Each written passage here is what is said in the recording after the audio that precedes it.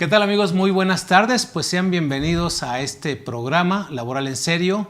Pues hoy un programa de gala, ¿verdad? Tenemos pues un invitado especial que ya lo habíamos anunciado, que ustedes lo están esperando y que quieren verlo, quieren escucharlo, disfrutar todo su conocimiento y es todo, todo el equipo de aquí de producción que también ya lo estaba pues esperando con ansiedad. Y me refiero al licenciado Rubén Santillán. Amigo, bienvenido a esta tu casa. Hombre, teléfono, a veces me quedo sin palabras y es esta ocasión una de esas. Muchas gracias a ti en especial por lograr este encuentro, estar aquí en Casa Cadefi, con el staff, con los grandes amigos y bueno, por supuesto también con mi admirado y siempre apreciado maestro Ricardo, que muchas también, gracias. aparte de un excelente técnico, profesional en la materia de los FDIs, de las acciones de las nóminas, pues yo lo sigo admirando. Realmente muy poca gente he encontrado en el camino y tú en la Seguridad Social, así que pues uno siempre está con los mejores y aquí estamos.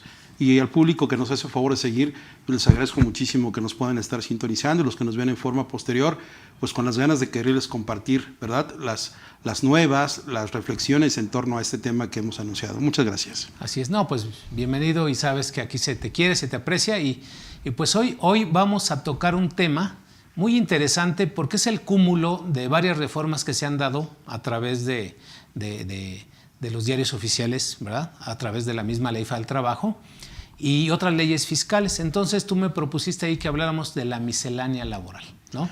Claro. Ahí vienen pues varios temas, involucra todo. Vamos a ver algunos desde el punto de vista o desde el enfoque fiscal, ¿verdad? La parte del cumplimiento. Y no sé si te gustaría que empezáramos a hablar por ahí de la reforma 2012, porque aunque decimos, oh, si ya tiene muchos años, ¿cómo es posible que sigue siendo reforma 2012? Claro. Pero hay cambios muy importantes que creo que a la fecha no se han implementado en las empresas. Creo que puede traer como consecuencia pues pues multas, ¿no? Pueden por ahí traer algunas incomodidades para los patrones, para los trabajadores. Entonces, por ahí me gustaría empezar por esa reforma del año 2012 que fue afectada en diferentes rubros. Cómo no, con muchísimo gusto. Mira, considero que hablar de la materia laboral y haber establecido el concepto de miscelánea es precisamente porque una miscelánea, hablando legislativamente, es una concepción general de diferentes ordenamientos o diferentes figuras que tienen un solo objetivo. Ya desde hace algunos años yo hacía la reflexión de lo importante que es tener en consideración si realmente las relaciones laborales tienen un efecto fiscal o si el derecho fiscal tiene implicaciones en el derecho laboral. No es lo mismo hablar del efecto fiscal de las relaciones laborales que hablar del efecto laboral y fiscal de las mismas. Son conceptos totalmente distintos. Ya hace como 10 años hay estudios que se pueden encontrar en dogmática, en el Instituto de Investigaciones Jurídicas de la UNAM. Incluso ha habido intentos de incorporar esas materias como tal, el efecto fiscal de las relaciones laborales, en el plan de estudios universitarios de la máxima casa de estudios. O sea que no es una cuestión nueva, pero sí es importante ir teniendo en cuenta que todo el acto jurídico llamado contrato de trabajo, relación laboral, va a tener un impacto. Nosotros decimos técnicamente que en materia fiscal existen dos posiciones. El hecho imponible, que es el título cuarto que se refiere al capítulo de sueldos y salarios, es decir, cuando los trabajadores tienen que pagar tributo, impuestos sobre la renta por la prestación de servicios, porque son subordinados. Pero también existe lo que se llama hecho generador. El hecho generador es lo que detona, es decir, es el acto jurídico, entiéndase, el contrato de trabajo, el contrato de prestación de servicios independientes. Y esto se acomoda en el artículo 6 del Código Fiscal de la Federación, cuando el hecho generador, el contrato de trabajo, está frente al hecho imponible, que es el impuesto a los salarios, a lo que se percibe por la prestación de un trabajo personal subordinado.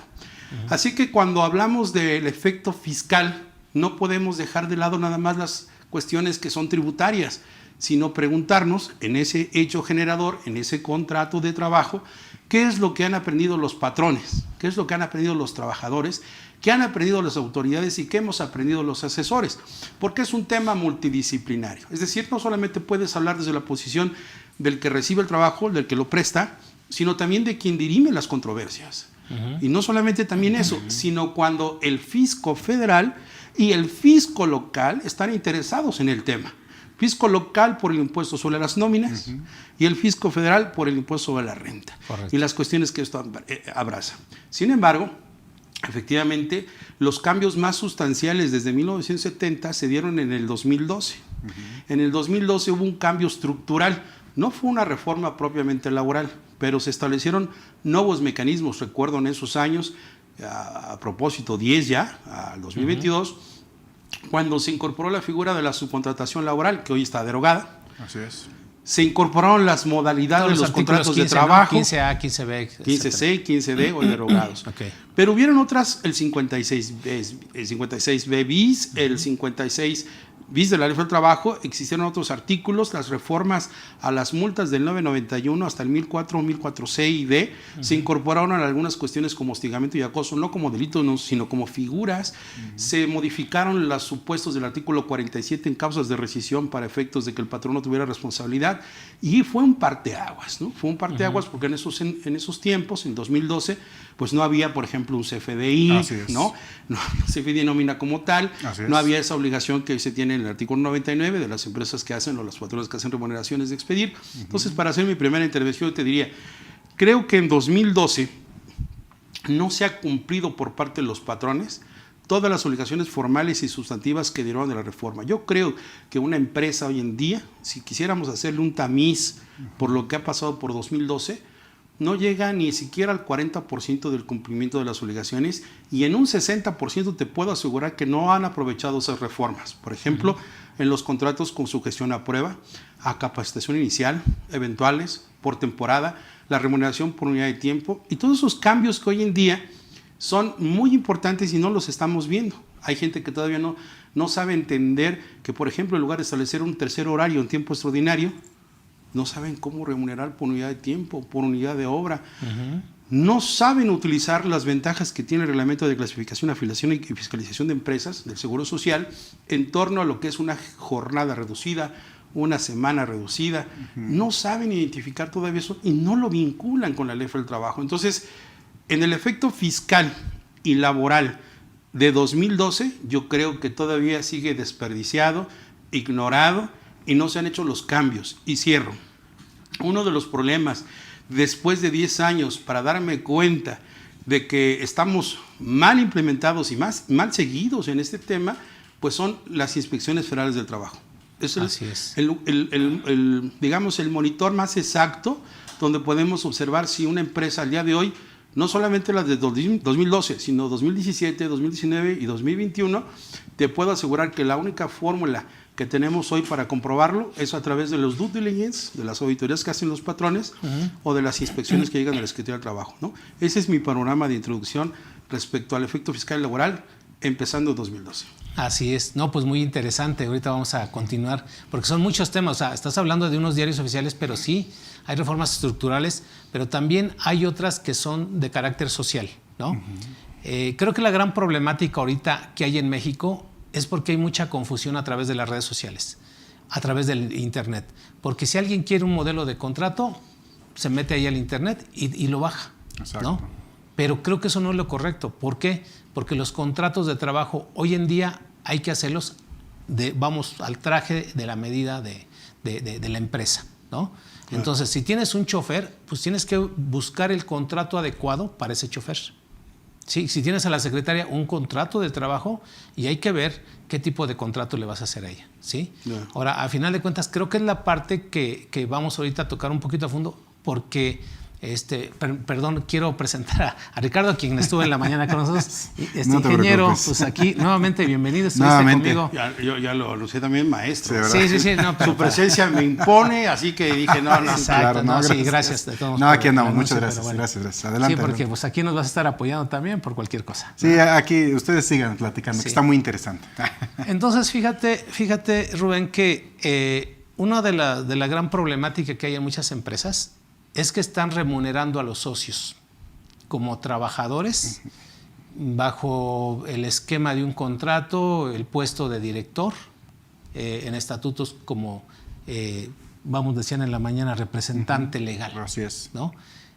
¿Tú cómo ves eso? ¿Cuál es la mejor orientación para que no estén haciendo eso? ¿O si está bien que estén dando de alta a los socios como representantes legales, claro, como directores? Mira, siempre lo he dicho en diferentes foros y plataformas, a través de mis redes sociales, lo he escrito bastantes ocasiones y he dicho, yo creo que todos tenemos derecho a opinar y a crear y a sugerir escenarios para que un patrón resienta menos el impacto tributario, ¿no? Sin embargo, a veces hay planeaciones, no con C, sino con S, así de mal escritas, planeaciones, ya empezando mal hasta por no saber escribirlas. Sí. Y yo te diría que esas planeaciones, esas pseudoplaneaciones, sin apagar la luz de nadie, yo no necesito apagar la luz de nadie, solitos se apagan con sus estrategias que no son sostenibles. Y creo que cuando no tienes creatividad y más que ofrecer, pues es más de lo mismo, ¿no? Ya estoy hasta acá con su plan privado de pensiones, con sus esquemas de asimilado a salarios, con sus esquemas de CUCA, CUFIN, reembolsos, y llevar a los socios accionistas a los estatutos, hacerles reembolsos, bueno, todo lo que te puedas imaginar.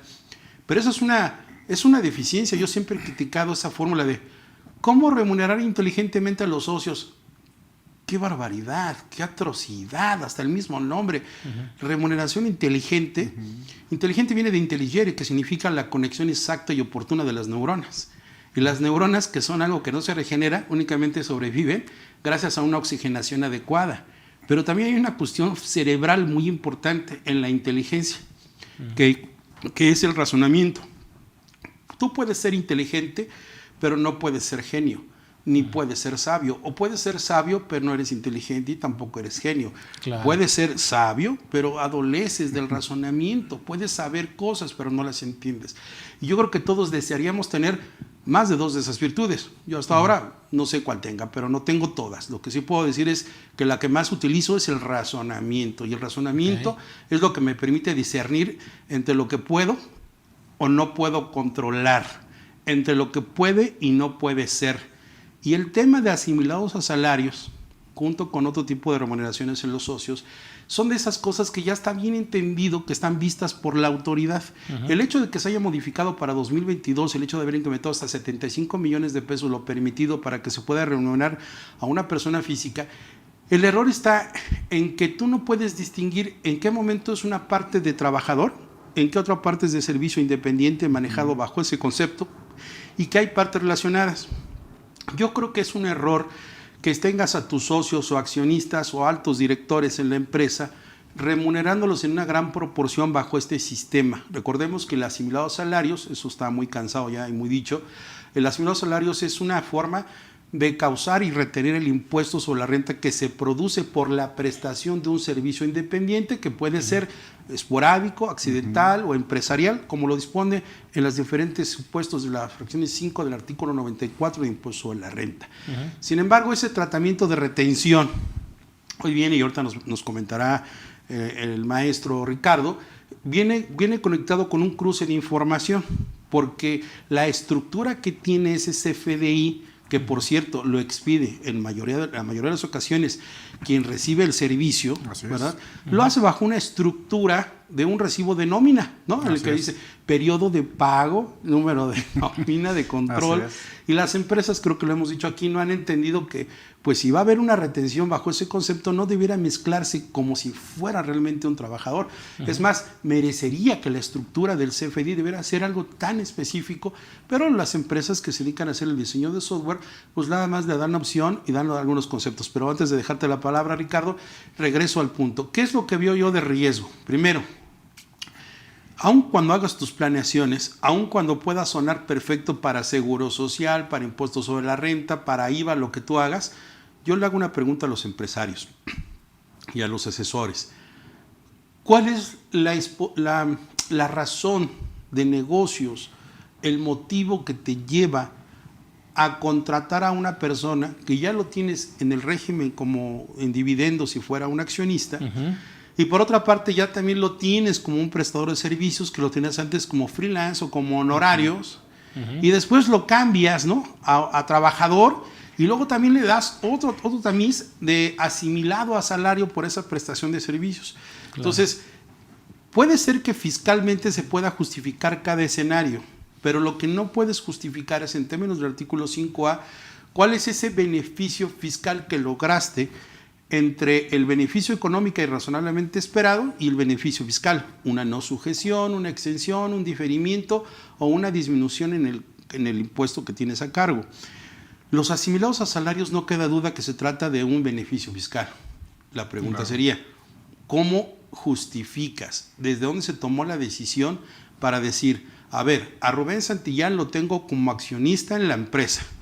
Naturalmente su remuneración son dividendos. Claro. Así es. Pero también lo tengo como trabajador. Es claro que en este ACADCB aportó sus 100 mil pesos y por sus 100 mil pesos de capital recibirá dividendos. Pero lo tengo como director jurídico de la empresa y ahí tengo una relación de trabajo con él. Ahí yo le pago 150 mil pesos mensuales, que es su sueldo o su salario por ser el director jurídico de la compañía. Pero también recibo prestación de servicios por honorarios y le expide a la empresa por servicios de defensa de juicios que tiene de la misma empresa. Y aparte lo tengo con asimilado a salarios por consultorías o temas que tienen que ver con la compañía. Si te das cuenta, Rubén Santillán es abogado y está prestando servicios jurídicos. Dime en qué parte deja de ser la aportación de capital, ya lo entendí, 100 mil pesos, eso no es trabajo. Pero en qué momento se desliga la parte del director jurídico como trabajador y luego del freelance como prestador de servicios y luego con el tratamiento de asimilados salarios. Lo que se ve bien sería, oye, Rubén Santillán tiene 100 mil pesos de aportado en esta empresa de capital y va a recibir dividendos. Claro. Aquí recibe 150 mil pesos como sueldo o como salario porque es el director jurídico y hay un contrato de trabajo. Pero Rubén Santillán le sabe al tema de la cuestión de las computadoras, el mantenimiento, el soporte, a los aires acondicionados, y eso lo hace los sábados y domingos o lo hace como un hobby. Ok, no es su actividad empresarial, no es su actividad principal, pero le va a prestar un servicio a la oficina de toda la empresa con esos rubros. ¿Sí? Le va a dar mantenimiento a los equipos de cómputo, a las redes, a los aires acondicionados, y nos va a cobrar 150 mil pesos o 200 mil pesos mensuales por ese servicio. Pero como no está en su actividad de prestación de servicios, lo que queda es únicamente que es accidental, habrá un contrato de prestación de servicios, se le paga y se le retiene el impuesto. Los aires acondicionados y el mantenimiento de equipo de cómputo no tiene nada que ver con lo jurídico y no tiene nada que ver con los 100 pesos de aportación de capital. ¿Sí me voy explicando? Entonces, todo eso debe quedar documentado, no nada más así, porque ahí entramos en temas de materialidad, de existencia de operaciones, de razón de negocios. Y para finalizar, habría gente que diría, sí, pero eso no aplica porque todavía no está la comisión que evalúa si tiene o no razón de negocios un acto jurídico. No, pero imagínate que se legisla el próximo año y la autoridad tiene 5 años para revisarlo de atrás. Sí, claro. Va hacia Cuando atrás. nazca el organismo, ¿cómo vas a componer lo que hiciste 5 años atrás? Esa es una equivocación que tiene mucha gente. Entonces, hoy en día se tienen que tomar las decisiones desde la asamblea o el consejo, que se haga esa sesión en la que tus proveedores o de mayor volumen, principalmente en ese tipo de esquemas, pues estén representados, ¿no? Y yo te decía, uno de los cruces que permite hoy el SAT identificar es en los conceptos de pago con los FDIs, ¿no? O sea, en resumidas cuentas, tiene que estar bien documentado. O sea, porque sí se puede dar. Es más, a lo mejor uno de los socios pudiera ser el mismo proveedor de ciertos productos, por ejemplo, para la propia empresa. Claro. Pero tiene que estar perfectamente documentado. Claro. Porque si no hay razón de negocio, realmente es por ahí es donde vendría el problema. Claro. O sea, no se puede.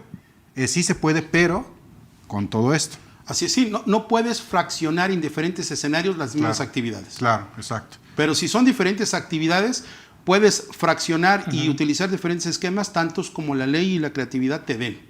Asimilados, freelance, servicios, sueldos, salarios, arrendamiento, lo que tú quieras.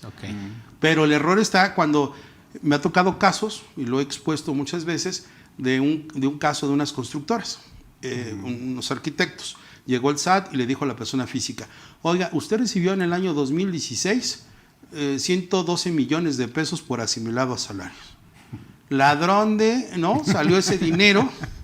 ¿Con motivo de qué? ¿Me puede dar las bitácoras, en qué consistió el servicio, su grado de estudios, su título, la bitácora? Porque le voy a preguntar a la empresa que recibió y le pagó en qué consistieron. Cuando voy con él, pues resulta que me dice en privado, ¿no? Que lo he contado. No terminé la arquitectura. Soy el señor aquí, el don grande de aquí, pero nadie sabe que no terminé la arquitectura. Quedé trunco en el 9º semestre. No tengo título. ¿Y luego? Oye, y cobrabas como arquitecto, Sí, claro. tenías programas. Lo salvamos como haciendo las maquetas, los proyectos, la consultoría. Sí, sí, me acuerdo. Nos apuramos para hacer el tema de Ceneval, sacar, etcétera, avalar todo ese programa. Pero el problema es que no tenemos la existencia de la materialidad. Entonces sucede lo mismo. Al SAT lo que le duele es, oye, ¿cómo le puedes estar remunerando a alguien? ¿No? Y además ese alguien, la retención que le hizo por ese asimilado, se la clava. O sea, fíjate. O sea, aparte. O sea, aparte el fisco dice, oye, pagaste 2 millones y si tú tienes un saldo a favor, persona física, te dice, oye, ¿qué crees? En mi declaración anual tengo 200, 300 mil pesos de saldo a favor. Sí, pero ¿qué crees? Quien hizo la retención por esos pagos que te hicieron no enteró. Y ahí vienen las jurisprudencias que dice, no tiene nada que ver que el retenedor no haya enterado. Él tiene la procedencia, yo me lo ejecuto. Lo cierto es que el SAT se dio cuenta de esta situación y por eso inhibe. Es un tema muy delicado, muy novedoso, y creo que los supuestos para remunerar hoy con tratamiento de asimilados salarios deben ser desde el ángulo de la razón de negocios, la existencia y la materialidad. Ya que tengas cubierto eso, el qué, cómo, cuándo, dónde, quién, por qué y para qué, cuando tengas esos tópicos respondidos en tu toma de decisiones, entonces sí ve el efecto fiscal. Exacto. Pero si nada más quieres sacar el dinero, oye, házmelo por asimilado, no, mira, y no quiero decir nombres porque da hasta pena. Hace poco di un curso en un gremio de contadores muy famoso, contadores y famoso. Les di un diplomado y me dice, oiga, mándeme su factura. Y le digo, yo no facturo. No me está subiendo el SAT, no facturo directamente. Entonces, ¿qué? Le digo, házmelo asimilado a salarios, reténme tú el impuesto. Claro. Porque yo no soy cursero, no me gusta, no ando cobrando cursos, no es lo mío, yo me dedico a otras cosas. No se puede. Le digo, ¿qué? Ustedes presumen ser contadores grandes y andan ahí vociferando que los mejores. ¿Y cómo? Que no saben cómo funciona. Y tienen a fulano, sultano y mengano en las comisiones de Hacienda y de Fiscal y que son bocones y no pueden entender cómo funciona un asimilado. Yo le estoy diciendo que me quite el impuesto, reténgame, como si fuera un empleado o trabajador de la asociación, de su instituto, y pague mi impuesto. Yo no estoy burlando al fisco federal. Claro. Es un asimilado a salario por una prestación de servicios que no tengo como actividad empresarial ni profesional. No lo hago. ¿Cuál es lo raro? Pues no entienden y son cuentadores. Y da pena quienes son.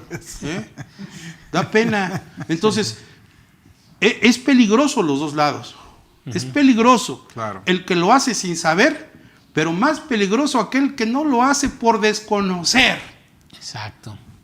Entonces, el asimilado de salarios debe ser destrabado desde el punto de vista, de una razón de negocios. Claro. Si no empiezas por ahí, hermano, todo lo que hagas o hayas hecho, aunque tengas el contratito y tengas la constancia, la retención, no sirve. Tiene que explicarse por qué lo hiciste de esa u otra forma. Claro. Pues muchas gracias. Mira, eso justamente lo estábamos platicando en la mañana. Así es. Y citándote a ti de ese ejemplo que nos dijiste del 5A y del 69B. ¿No? Claro. De la rosa. Es un tallo, tiene espinas, tiene hojas, tiene pétalos, pero aparte la hueles y huele a rosa. Claro, ¿Qué es? Una rosa, tú lo dijiste. claro. ¿Qué sucede? Y entonces yo les decía, en una relación laboral tienes que aplicar siempre, o sea, siempre cuando tengan una consulta de cualquier trabajador, lo primero que tienes que tener en mente es la ley federal del trabajo. Porque siempre, oiga, ¿qué cree que mi trabajador tuvo un accidente? Ya fue al Seguro Social y ya le dieron la incapacidad o el aviso para calificar el problema. A ver, espérame. Vamos a empezar al revés. Él no se presentó a trabajar. No, pues ya le dije que no se presentó porque sufrió un accidente. Ok, entonces se llama ausentismo. ¿Sí? Hasta ahí se llama ausentismo. ¿Ya fue al Seguro Social? Sí. ¿Ya le dieron un comprobante? Sí, ya le dieron un certificado y un aviso para... ese justifica el ausentismo para no rescindirle yo el contrato. No. O sea, yo me voy por la parte laboral y no la suelto. Ya cuando terminamos en la parte laboral, ahora sí, perdón, ¿qué me decías del Seguro Social? Que le dieron un aviso para calificar el probable riesgo de trabajo, que lo tenemos que llenar en la empresa. Ok, entonces vamos a empezar a redactar ese documento que es de trámite, ¿no? Para que le califiquen o no el riesgo de trabajo. Y ahí también tiene sus recovecos, ¿no? Vamos a ver si fue cierta la manifestación, porque eso es lo que manifiesta el trabajador, ¿sí? Pero entonces tú empiezas a estructurar ese escrito y muchas veces el trabajador pues resulta que cae en la mentira de que no era así como él lo manifestó ante el Seguro Social. Ejemplo, hemos tenido experiencias ahí donde es que yo iba ya directo a mi casa en el auto y llegó un micro y me golpeó y pues ya llegan con el collarín. Y pues eso me pasó en el trayecto, licenciado. ¿Qué decías tú en alguna ocasión? Oye, ¿y tienes el croquis de la distancia y del tiempo y la ruta de la empresa, de la casa a la empresa y viceversa? No, pues que no. Bueno, vamos a ver que nos los dibuje en este momento, que nos diga. Pero tú sabes que un accidente automovilístico muchas veces intervienen las autoridades, ¿no? Policíacas, judiciales, claro, y todo eso. A ver, ¿se levantó acta? Sí, se levantó acta ante el Ministerio Público, ¿sí? A ver, tráigamela. Y empieza a salir que el trabajador estando estacionado. Oye, espérame, no estabas en trayecto, estabas estacionado, estabas echando novio, ¿no? Eso ya no se califica como riesgo de trabajo. Pero fíjate cómo en la parte laboral, civil, aplicas todas tus materias para después llegar a la parte de la seguridad social.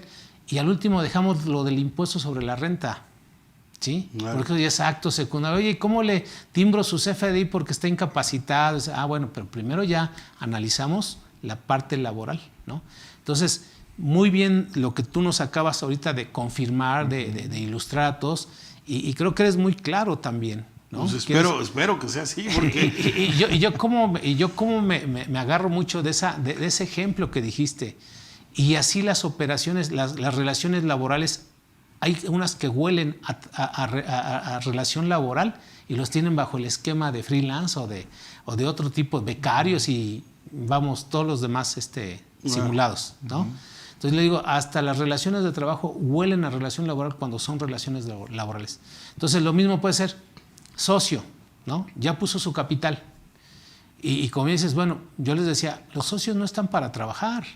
Claro. Los socios son inversionistas para estar viendo cómo están creciendo sus acciones, su capital, su patrimonio. Sí, hablando en una sociedad de capitales. Así es, tienen que estar pensando en ello. Pero aquí en México, ¿qué crees, Rubén? Que muchas de las empresas, o a lo mejor no es aquí en México, muchas de las empresas son pequeñitas y siempre el mismo dueño crea su empresa, el mismo dueño casi lleva la contabilidad, el mismo dueño se da de alta como asalariado, todo lo quiere hacer el dueño. Entonces ahí es donde está el problema, las malas prácticas, los malos asesoramientos. Dices, oye, espérame, o sea, vamos a ver esa razón de negocio para ver si él está realmente prestando un servicio, ¿no? Claro, sí, son temas, digo, si me piensas ahí nada más abonar. Efectivamente, cuando tú no encuentras ese acomodo en la realidad, ¿no? Uh-huh. Te encuentras con situaciones muy particulares en las empresas que son sujetas también ellas de fraude por parte de los trabajadores. Yo recuerdo el caso de un trabajador que iba hacia Villacuapa, aquí en la zona sur de la ciudad, uh-huh, e iba yo sobre calzada Coxpa, y venía un motociclista medio intrépido, ¿no? Uh-huh. De repente llego a la empresa, bajo, y me doy cuenta que el que venía en la moto, uh-huh, llega con muletas y sube y etcétera, se quedó, y le digo, oye, pero vienes a entregar tu incapacidad, ya llevas así 9 meses, yo te acabo de ver a calzada Coxpa en la moto, la dejaste estacionada acá atrás y estás con una muleta y eso es increíble. Sí. Hicimos la revisión, sí, de las incapacidades y eran totalmente apócrifas. Entonces las empresas a veces no tienen control y aquí, claro, viene un tema, si me permiten conectar, sí, ¿no? Que es esta situación. Yo creo que en las empresas, déjenme decirlo así crudo, de una vez por todas. Lo decía yo hace poco en Oaxaca, en un foro. El derecho fiscal y el derecho laboral y la seguridad social no son de tips, señores, ¿eh? Eso de que damos tips, y me acuso yo también. ¿Tips qué? ¿Cómo vas a tomar decisiones patrimoniales con base en tips? Pues ¿qué son tips de amor, de sexo, del Kama Sutra? No, señores, el patrimonio y la seguridad no son con tips. O sabes o no sabes. Y haces las cosas bien. Aquí no son tips. Hay tips para esto, tips para aquello. Cambiemos, por Dios. Y hoy escuchaba yo el anuncio de un programa que soy detractor y lo he dicho, estoy hasta acá, miren, hasta acá, del tema de sensibilizar al empresariado mexicano de su famoso compliance, Así es. con sus jaladitas como lo quieran pronunciar. Yo aquí ofrezco, y pueden venir a las instalaciones de CADEF en este momento, ofrezco 25,000 pesos en efectivo y hago pública la oferta. 25,000 cash así, constantes y sonantes, puros de a 500 ahorita. Se vamos a apuntar. Quien venga y me diga en dónde jodidos está el fundamento del compliance laboral. Díganme dónde dice en cualquier legislación, en la ley del seguro social, en la ley para el trabajo, Sí, no, bien. en el reglamento de afiliación y clasificación, en la ley de impuestos, ¿dónde dice compliance? Sí, no. Y hacen programas de compliance laboral. ¿De dónde se inventaron eso, Aquí se llama orden y control, Claro. soporte. Contablemente es el control interno que forma parte de la contabilidad. Exacto. Que de eso sí hay fundamento. Hoy sí tenemos fundamento. El artículo 28 del Código Fiscal establece cómo se integra la contabilidad de una empresa y del proceso administrativo en el control interno. Claro. Si tú no tienes las relaciones laborales bien instrumentadas, bien entendidas, razonadas y decididas con su efecto fiscal y de seguridad social y laboral, no sirve. Si el contador o contadora, el asesor que tienes y el abogado que puedas tener ahí en capital humano, tampoco. Claro. Hoy las empresas necesitan asesores multidisciplinarios que conozcan, por eso comencé diciendo, del efecto fiscal de las relaciones. Ya no basta tener al laborista, al que se sabe supuestamente la cuestión, el que corre, despide, regaña, el que se siente que es el verdugo y amenaza a los trabajadores de las empresas. Suelo, eso no. Claro. Ese tipo es el primero que debería salir de ahí. Y me enfado porque eso es real. Las empresas pagan por lo que quieren o por lo que pueden. Claro. ¿Y saben cuántos errores les cuesta a las empresas por tener a la gente que no sabe tomar las decisiones? ¿Saben cuántos asuntos he tenido laborales que cuando les pides el expediente a la empresa tienen todo regado? El CFDI por allá, pregúntale a contabilidad. ¿Y Sí, dónde ¿no? está el XM? ¿Dónde está el PDF? ¿Y dónde está el expediente físico? ¿Y dónde está el contrato de trabajo? Y aparte te dicen, Puta, este déjame tiene buscarlo. 5 años. Y nunca entró como auxiliar y ahorita ya es director o es jefe de producción. Sí, claro. Y la nada de un contrato viejo es eso, la nada. Las condiciones generales de trabajo cambian y lo único que está como prueba, mi estimado maestro Ricardo, y ahí te dejo esa. La única posibilidad que tenemos real para demostrar, y que esto no lo ofrezco porque eso sí tiene fundamento, Ok. es que el CFDI es una prueba en los juicios laborales. Correcto. Eso ya está por ley. Sí. Nuestro programa fue 2012, 2017, 2019 y 2021, nada más para no dejar de lado. ¿Y qué habló de esos años? 2012 critiqué que había un efecto fiscal laboral y que no se estaba aprovechando de todos lados el soporte y el control y la trascendencia que tienes para ahorrar dinero a la empresa. 2017 y 2019, el cambio de paradigma en la administración de justicia. Los tribunales laborales por abandono a las juntas de conciliación y arbitraje. Hoy las reglas procesales para demostrar despidos cambiaron. ¿Y cuántas empresas saben de esto? Ninguna. Yo sigo teniendo problemas con los y las encargadas de capital humano, de relaciones laborales, que no pasan la prueba porque no saben ni hacer diálogos, actas administrativas, no saben levantar porque ni siquiera saben redactar. Así es. Exacto. Y cuando las hacen firmar y cuando quieren llevar, se quedaron con la absurda idea de 1970. Cuando llega a manos del abogado el caso, pues viene todo mal hecho y dices, puta, no hubieras hecho nada. Claro. Ahora, como dicen los chavos, por dos, el de él y el tuyo. ¿No? Entonces, yo creo que el CFDI juega un papel importante porque yo tengo 30 años postulando en materia laboral y te puedo decir una cosa. Nunca he ocupado un contrato para justificar las condiciones generales de trabajo. Sí. Son hoy, pues el CFDI, Claro. que está reconocido en la ley del trabajo como pruebas, medios electrónicos, Sí. correos electrónicos. ¿Y cuántos de ustedes tienen implementadas políticas de soporte en medios digitales o electrónicos? ¿Dónde están los reglamentos de trabajo con una regulación acerca de expedición de medios electrónicos o digitales? ¿Dónde está la obligación que tienes desde el 2019 de informarle el contenido del CFDI al trabajador? Así es. Si un trabajador hoy se duele de que no entiende la nomenclatura de un CFDI, si nunca se lo explicaste con el 3.3 y tú ni siquiera ni yo entendemos la 4.0, ¿cuándo le vas a explicar? Claro.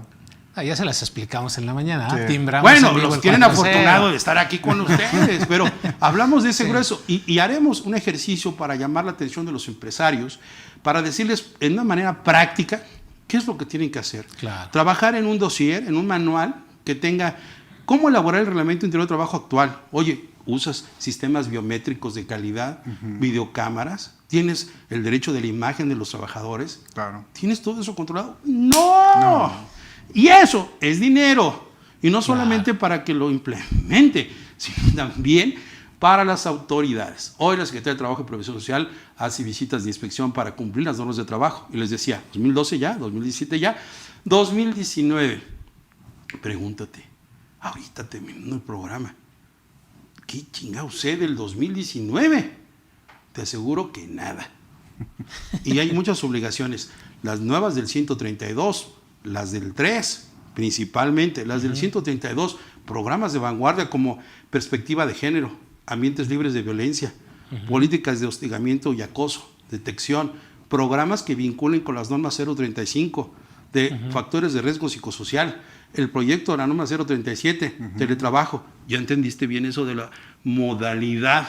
Es regresiva, temporal y bajo ciertas condiciones que todavía no entienden. Ya muchos están estudiando esa norma, hermano, y bueno, no quiero ser aquí monólogo. Se nota que me invitaste con mucha enjundia, tenía muchos años que no hablaba, disculpen ustedes.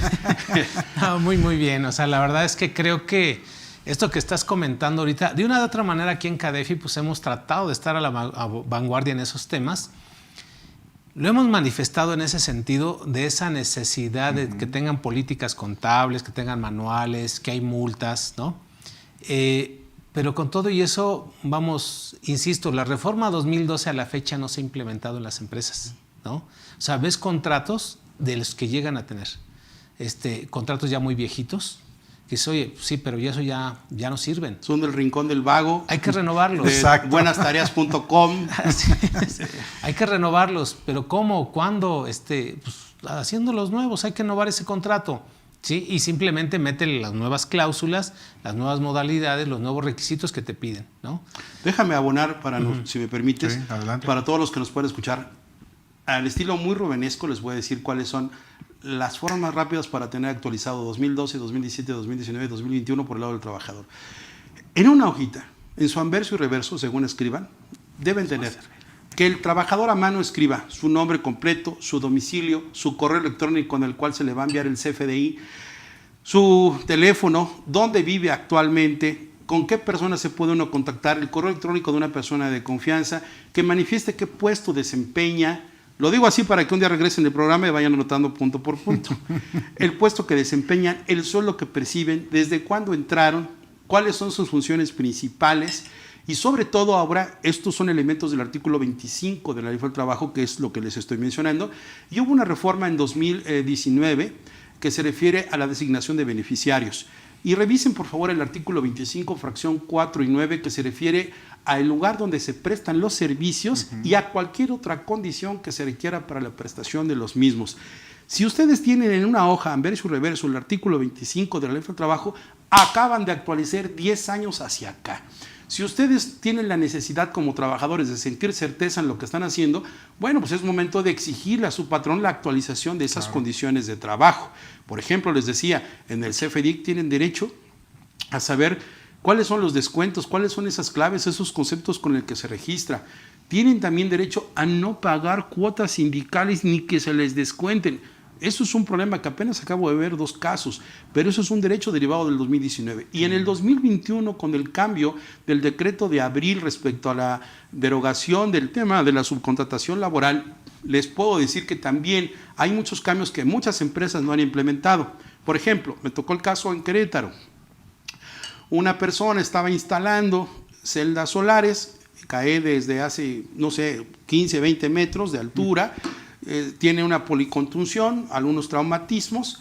La empresa se alarma, me consulta y verificamos que la empresa que vende las celdas solares no tiene trabajadores. Número 2, que compró la instalación, pero esa instalación fue todavía en 2022, fue subcontratada a una empresa que se iba a encargar de la instalación, pero no tenía REPSE y no eran servicios especializados. Y esa empresa que estaba en el cuarto lugar no tenía asegurado a los trabajadores. Cuando llega la Cruz Roja, lo levanta, lo lleva para atenderlo, le preguntan, ¿tiene usted seguro social? Y moribundo contesta, sí. Lo llevan y lo llevan a una unidad de medicina familiar de urgencias, lo atienden, entran a vigencia de derechos y verifican que tiene seguridad social. Sí, pero de 3 patrones atrás, porque el tipo no duraba más que una semana o 15 días.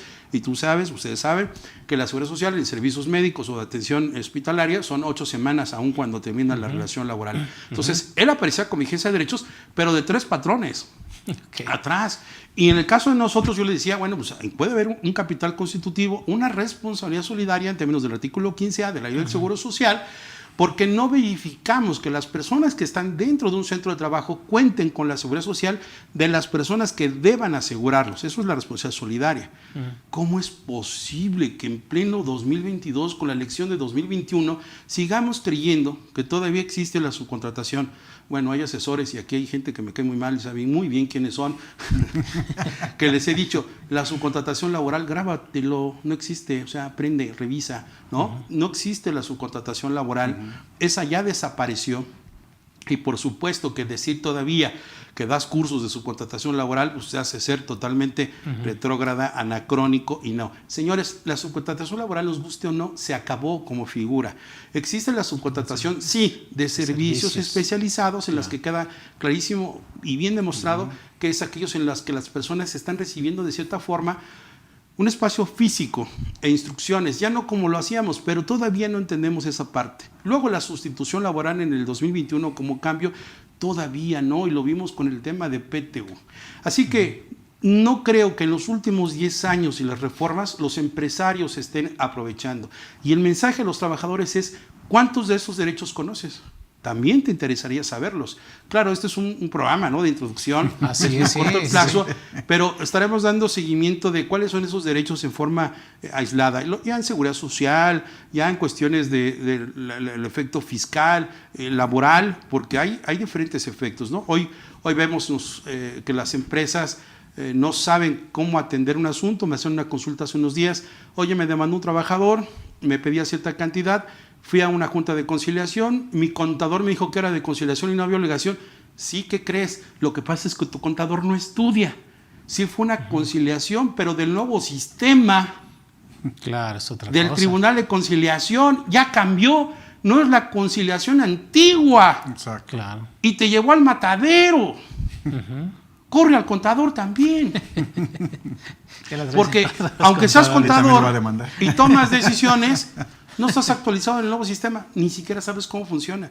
Y yo creo que hay que darle difusión de una manera práctica, muy clara, cómo funciona para patrones y trabajadores el nuevo sistema, que cada día es más amplio, que es un nuevo proceso diferente y que lo que tú tenías de ideas de 1970 a 2012 o a todavía a 2019, eso ya cambió. A ver, repitamos, eso ya cambió. No, es lo mismo. Se acabó. Son nuevas reglas, nuevas formas de las pruebas. Ese despido de que lo despido, le ofrezco el trabajo, eso ya es pasado también. Estudiemos, capacitémonos, pues. Muchas gracias. Ay, amigo, nos estás dejando pensativos a todos, ¿no? Así es. Obvio que definitivamente todo lo que estás haciendo es la verdad, es la verdad. Creo que eres muy claro, ¿verdad? El decir no hay fundamento del compliance, pero yo un día lo decía, aclaro también. No hay un fundamento del compliance, pero me hicieron la pregunta.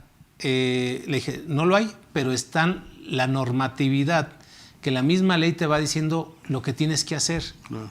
Y cuando tú lo haces se llama control interno, ¿no? Y ahora bien, ¿qué es lo que viene a complementar eso?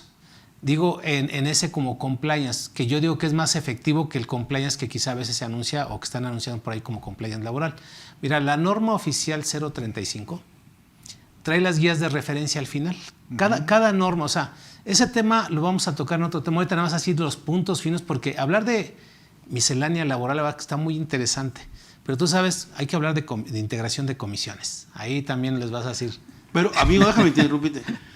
Esas guías, a ver, tatúenselo así, cuando menos con esa de playa, ¿cómo se llama? Genciana, ¿cómo se dice? Tatúenselo, hoy se los pido en la noche, por favor. Esas guías de la norma 035 y del proyecto 037, repitan conmigo, no son obligatorias. Así lo dice. 3 palabras, no, del nunca, son de que no lo son. Y obligatorias es que tiene que estar de metiche leyendo lo que no es obligatorio. Lo digo por esto. Las guías han causado confusión por no saber leer. Claro. Y yo cuando llego a las empresas, yo fui a una empresa del sureste mexicano, llevaban 1 año implementando la norma 035. Yo les dije, se las hago en 1 hora. No, pero llevamos 1 año. Dije, no, van a correr a todos los de la comisión. Entonces, sí está bien crear comisiones, pero también hay que ser prácticos entendiendo la ley. Claro. ¿no? Las guías, desde mi punto de vista, no son obligatorias. Yo lo que voy que es, su mismo nombre es una guía de referencia. La verdad, cuando las empiezas a leer, hay cosas que sí son lógicas, ¿no? O sea, de cómo tienes que capacitar al trabajador para prevenir accidentes de trabajo. Y te van guiando. Me refiero de que no es que sean obligatorias, pero es parte de lo que te venden en un compliance, ¿no? O sea, toman las mismas guías de referencia y dicen, mira, hay que hacer esto en la empresa para evitar, y con eso damos cumplimiento a la norma. Caray, ahí te están vendiendo humo. Pudiéndolo haberlo leído y decir nada más. El beneficiario controlador. Igualito, ¿no? Pero creo que hay mucho tema interesante, aquí sí con las bases, ¿no?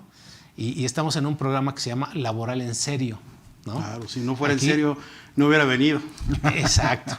No, y deja de eso. Bueno, pues mira, en atención a tu bienvenida, queremos aquí invitarte parte de un pequeño brindis. De un pequeño brindis, y gracias por aceptar la invitación y pues seguir aquí con nosotros, ¿no? Pues nuevamente muchas gracias, Telésforo. Agradezco a Gadefi, a su director Javier Ávila. Agradezco la consideración. Maestro, pues al contrario, muchas gracias. Gracias por aceptar la invitación a estar aquí. Y a todo el personal, el staff, muchísimas gracias. A todos los que están también tras bambalinas y hacen posible, pero los más importantes pues es la gente que nos hace el favor de escuchar, de seguir, de tolerar, de aguantar, de criticar, constructiva o sin construir, pero que todo abona. Saludos a ustedes. Por todos gracias ellos. A la vida. Saludos. Y gracias a Gadefi. Sí. Muchas gracias. Decía un amigo, con la izquierda, porque es con la del lado del corazón. Sí. Saludos. Lo intentaré con la izquierda. Y los que somos zurdos, con la derecha. Pues mira, creo que está muy interesante todo este tema. Vamos a dejarle hablar a Ricardo. No, ustedes sigan. A mí sí me gustaría escuchar eso. Yo te hago la pregunta, si me permites. Sí, por favor. Sirve que estudio, porque no lo encuentro. Aprovecho de tenerte. ¿Cómo ves? A mí me interesa particularmente eso. ¿Cómo ves en la estructura tecnológica informática? ¿Es imposible, hablando de tecnología, de algoritmo, de códigos binarios, de lenguaje de programación, les costaría mucho hacer a las empresas un CFDI para esquemas, ¿no? Alternativos, así como existe una versión para los viáticos, por ejemplo, o cantidades que son de otras percepciones? Sí. Hoy vemos la estructura, por ejemplo, en la versión 4.0, que se habla sobre ingresos no objeto. Correcto. ¿Y qué sabemos de un ingreso no objeto? Primera vez que entiendes que está legitimado. ¿Y por qué está incorporado ingreso no objeto? Así es. Es lo mismo que un ingreso de no sujeción. Sabemos técnicamente la diferencia entre una no sujeción, un no objeto y un elemento atípico por no estar regulado. Te suena técnico, pero no. Las empresas más comunes, por no mencionarlas, tienen una estructura y se basan en ese famoso matriz del anexo 20, que va derivando. En tu opinión, ¿sería una propuesta, una alternativa? Porque yo lo pienso utilizar como defensa, ¿no? Claro. En la parte de una prueba pericial en informática o en tecnología, la composición, los nodos pueden arrojar información diferente, no están bien concebidos, ¿no? Claro. Y hoy esa herramienta de cruce de información le permite, con base en el artículo 63 del Código Fiscal de la Federación de las Autoridades, vincularse tanto Seguro Social, así es, ¿no? El SAT, sí. Por supuesto, estamos hablando de que pueden acceder en convenios de colaboración las autoridades locales, secretarías de finanzas de los estados, ¿Qué opinas entonces en un CFDI cuando tenemos una versión 4.0 que se avecina en el efecto fiscal de las relaciones laborales con esta deficiencia de los grandes proveedores, ¿no?, de paquetería sobre la expedición de CFDIs? Sí, pues mira, básicamente la estructura ya está dada por el SAT. Hoy en la mañana también platicábamos de esa estructura que de repente pareciera como engañosa, ¿no? ¿Por qué? Porque el SAT, ya provee de una estructura que es el complemento, por ejemplo, de nóminas, pero lo vimos en un CFDI, todo dice nómina, nómina, nómina, ¿no? Si yo timbro un asalariado, un asimilado, pues ¿dónde dice asimilado? ¿No?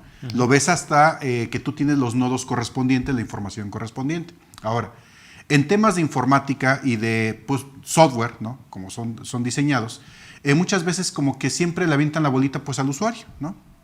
Y muchas veces el usuario pues piensa que el sistema de nómina está preparado para todo, que simplemente con entrar pongo los datos del trabajador y ya me va a salir el timbrado mágicamente súper bien. ¿No? Puede ser trabajador o asimilado, cualquiera de los dos, ¿no? Pero los sistemas los abren de tal forma que sean parametrizables, pero muchas veces hablamos hace un momento del tema conocimiento.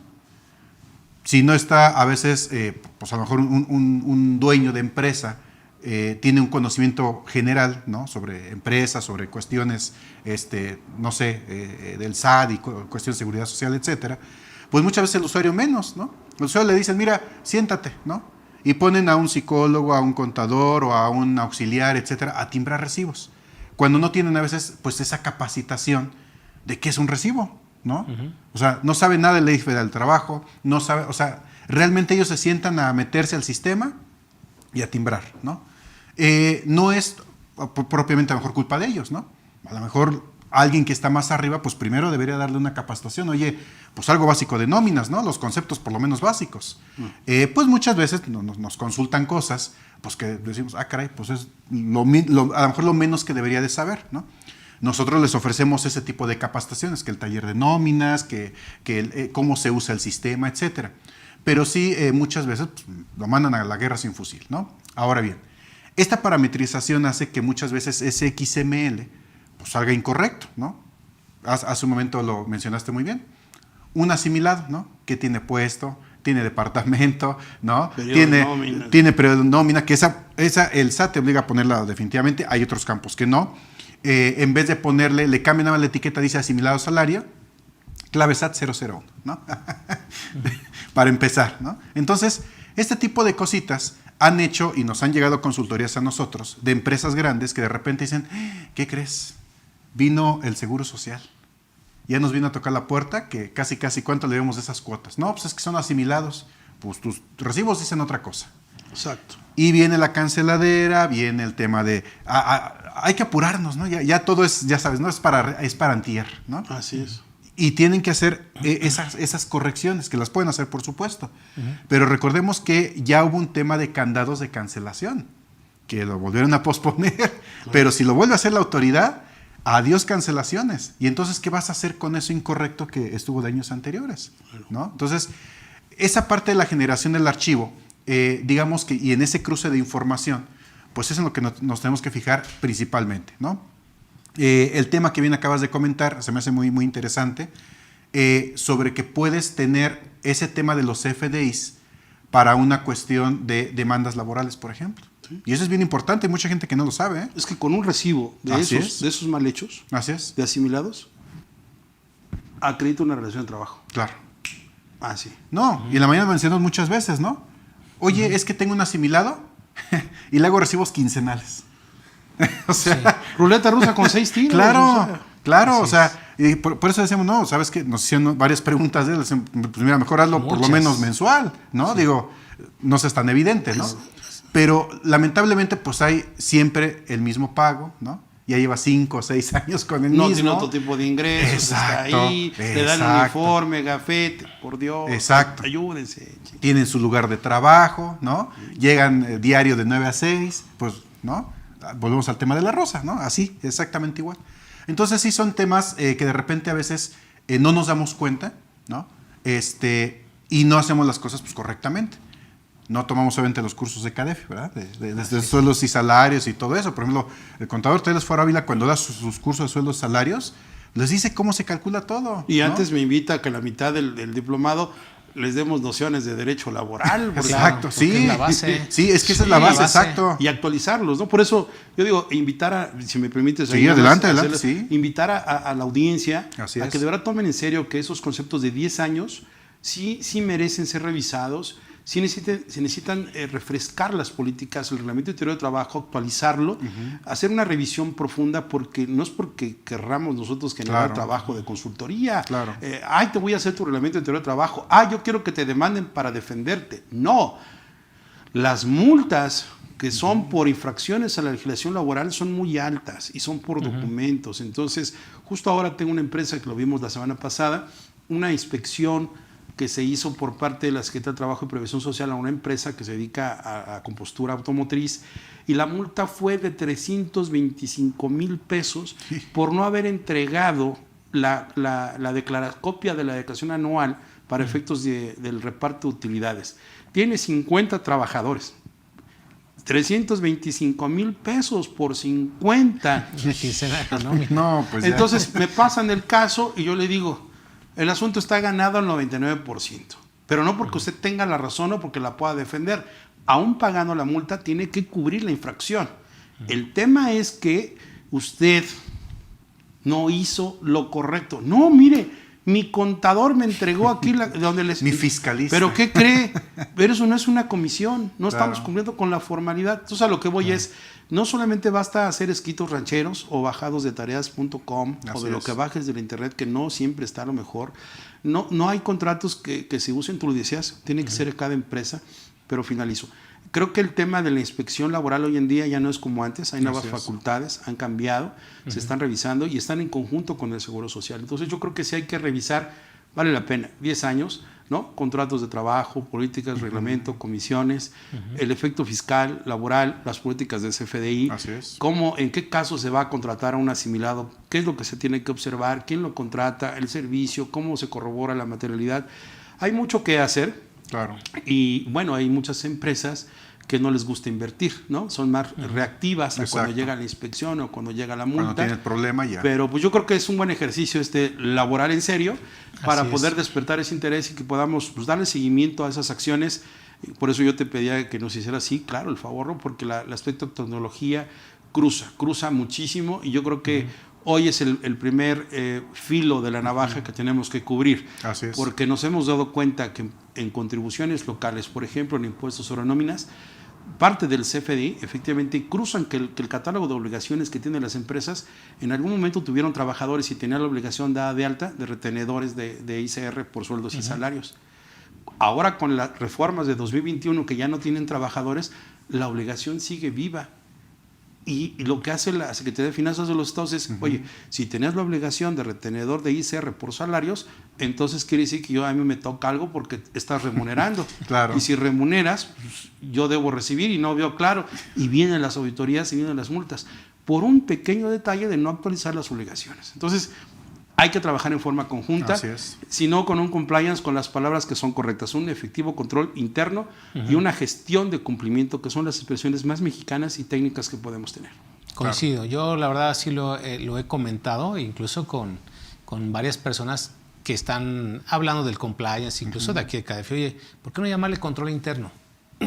¿Sí? Sé que es un poquito más amplio, es que suena más rimbombante. que hay sí, Vende definitivamente, pero ¿sabes qué? A la gente le gusta que le hables en español. Claro. ¿No? ¿Qué fue lo que hicimos en la mañana en un evento que tuvimos? En 5 minutos timbramos 2 recibos de salarios, versión 4.0, y uno de asimilados, haciéndola notar que sí se requiere la constancia de situación fiscal para hacerlo más rápido, ¿sí? Quizá la constancia de situación fiscal traiga algunos datos incorrectos, pero de una u otra forma dices, ya tengo ese requisito para poder timbrar de una manera rápida y sencilla, ¿no? Claro. Que hay que darle la actualización. Ahora, ¿qué es lo que buscó el SAT? Quiero que tu empresa me pongas al corriente a los trabajadores, porque al pedirle la constancia de situación fiscal te vas a dar cuenta que traen domicilios que en algún momento vivieron o que eran en Jumex, los trabajadores, un caso que tenemos, decía carretera, kilómetro 12.5, carretera libre Pachuca, Ecatepec de Morelos, Estado de México. Y el domicilio actual es Vía Morelos, número 1757, Jalostoc, Estado de México. O sea, dejó de ser carretera libre Pachuca, kilómetro 12.5, y ahora ya tiene número oficial. Y la gente no lo sabe. Y en el código de diseño urbano, de infraestructura urbana del municipio, no aparece kilómetro 12.5, carretera libre Pachuca. Okay. Esos errores, efectivamente, nadie lo sabe. Y el único filtro pues, es la constancia de situación fiscal. Y ahí entramos a un tema pues, realmente complejo. Pero es sencillo hasta cierto punto, porque mira, yo desde un principio, que estuve en la práctica desde el mes de abril, empezando a hacer mi primera prueba de timbrado, me di cuenta de la importancia de la constancia de situación fiscal. Y muchos por ahí en las redes empezaron a decir, no es necesario y no te pueden suspender el pago. Sí, yo no estoy hablando del pago, yo estoy hablando del timbrado, de la necesidad que se tiene para cumplir con ese requisito. Y digo, yo dentro de mí también hay unas, y bueno, ¿y qué pasa si no se timbra? Si quiero seguir timbrando con la 3.3, ¿no? Hay que decir, no, es que es no deducible, ¿dónde dice? Ahorita estamos en un periodo de convivencia, ¿no? 3.3 o 4.0. Pero vamos a pensar que estemos en 2025 y yo siga timbrando con la 3.3. Ahí es defendible. ¿No? Lo podemos dejar ahí para otro sí, análisis, son pero es defendible porque realmente acuérdate que la Ley Federal de los Derechos del Contribuyente establece, dentro de los derechos, es la intervención de las autoridades debe resultar lo menos onerosa a los particulares. Número 2, debes tener asistencia técnica en todo momento para el cumplimiento de obligaciones. Y 3, la autoridad no puede exigir documentos o plataformas que ya tiene en su poder. Así que si vienes de una versión 3.3 y ya lo venías deduciendo con esos requisitos, de cierta forma no ha cambiado ninguna circunstancia. Claro. Si acaso el elemento quantum, cuantitativo, pero no cualitativo en la estructura del nombre, el CUP, el RFC, el monto y la percepción, ¿no? Interesante. Sí, pero no, la idea no es promover esa parte de que del no cumplimiento, no hacer las cosas como lo pide el SAT. Pero sí hay que darle importancia a lo importante. Mira, la Constitución Política de los Estados Unidos Mexicanos, ¿cuántas garantías, cuántos derechos humanos y garantías no trae para todos los ciudadanos? Ejemplos, voy a poner una que yo le he leído con varias ocasiones y me quedo pensando. Dice que el Estado te garantizará una alimentación nutritiva, ¿no? Digo, ¿cómo la podemos hacer que cumpla el Estado con esa alimentación nutritiva? O sea, me la tiene que garantizar y simplemente con fuentes de empleo. Sin embargo, no lo hay, ¿no? O sea, hay cosas, pero saber que está, tú lo puedes hacer valer en algún momento. En algún momento decir, oye, ¿sabes qué? Te vengo a demandar porque, ¿qué crees? Hoy en día no tengo empleo y no tengo para comer. ¿Sí? Hubo amparos hace 22, 25 años en ese sentido. Estaban contenidos en el artículo 4. Ya hay bastantes ejecutorias. Cuando alguien reclamaba, un grupo de estudiantes de la UNAM, en su trabajo de tesis, reclamaron al Estado mexicano que un indigente no tenía el acceso a la vivienda como una garantía social que ofrece la Constitución. Se resolvió en ese sentido. Un tema interesante. Pero sí ya ha habido algunos ejercicios pasados que se han hecho respecto a derecho de vivienda, derecho a la alimentación y a otras cuestiones. Exacto. Claro, antes de 2011. Sí, porque esos derechos sociales, pues prácticamente, pues ahora sí que nacen en 1917. Había precedentes antes, ¿no? De la otra ley 1857, la Constitución Política, ¿no? Pero la verdad, ¿cuántos conocemos la Constitución Política de 1917? ¿No? ¿Cuántas garantías, cuántos derechos? Y en la parte laboral, ¿qué tanto conocemos? Por eso yo les decía, lo más importante es el fondo. Y hoy en día estamos más preocupados por la forma, ¿no? Porque hasta en las preguntas ahí, como, oye, ¿qué pasa si yo timbro cada semana un asimilado? O sea, digo, no, ponte a pensar en el fondo. Es más, págale todos los días al asimilado, no pasa nada, pero tímbrale una vez al mes. Amigo, pero eso es el secreto en el contrato de prestación de servicios. Claro. Ahí está la salida. Claro. No hay obligación, pero pues es un tema más largo, no sé Así cómo vamos a entender. Y hasta el asiento contable y todo eso, ¿no? Pero les digo, mira, de eso no se preocupen, o sea, el fondo es lo más importante, que es el contrato. Y ahora, fiscalmente, los contratos no son todo, también lo he dicho, ¿no? Mucha gente cree que es el contrato. No, el contrato es tan solo el 20%. Así es. El otro 30% es la razón de negocios, otro 20% es la materialidad, el otro restante, otro 20% sería la existencia, cómo mostrarlo, y el otro 10% es el registro contable y el efecto fiscal. Creo que eso es como yo dibujaría un 100% de una buena operación hoy en estos tiempos. Es correcto. Muy bien. Sí, bueno, pues definitivamente creo que en esta parte vamos bien. Vamos, si me lo permiten, con algunas preguntas, porque pues ya ahí tenemos bastantes. Entonces, no sé si Richard nos puede... Sí, claro. Mar Venture Mart, bueno, así nos pusieron. ¿Qué pasa si un trabajador no quiere firmar un contrato individual de trabajo, ya que existe un contrato colectivo de trabajo? Bueno, establece la ley del trabajo que el contrato, la falta de este es imputable al patrón. No dice ninguna cuestión. Yo creo que hay otras condiciones generales de trabajo que pueden presumir. El hecho de que no lo quiera firmar, entonces pues, se hace un acta administrativa en la que se hace en presencia de testigos, constar que se le está entregando el contrato de trabajo, en el que se establecen las condiciones generales que se está prestando el servicio, como son horario, fecha, sueldo, puesto, prestaciones y condiciones de las cláusulas naturales y accidentales del contrato. Sin embargo, si no quiere firmar, bueno, cuando el acta es suficiente, ya habría otros elementos de defensa y protección que se derivan de la contratación colectiva, pero ahí no vienen especificadas. ¿Dónde vendrían esas otras condiciones? En el CFDI. Claro. En el CFDI. Por eso yo les decía, hay otros elementos que se suman, los abogados le llamamos adminicular, ¿no? Adminicular es relacionar una cosa con la otra para evidenciar una sola temática.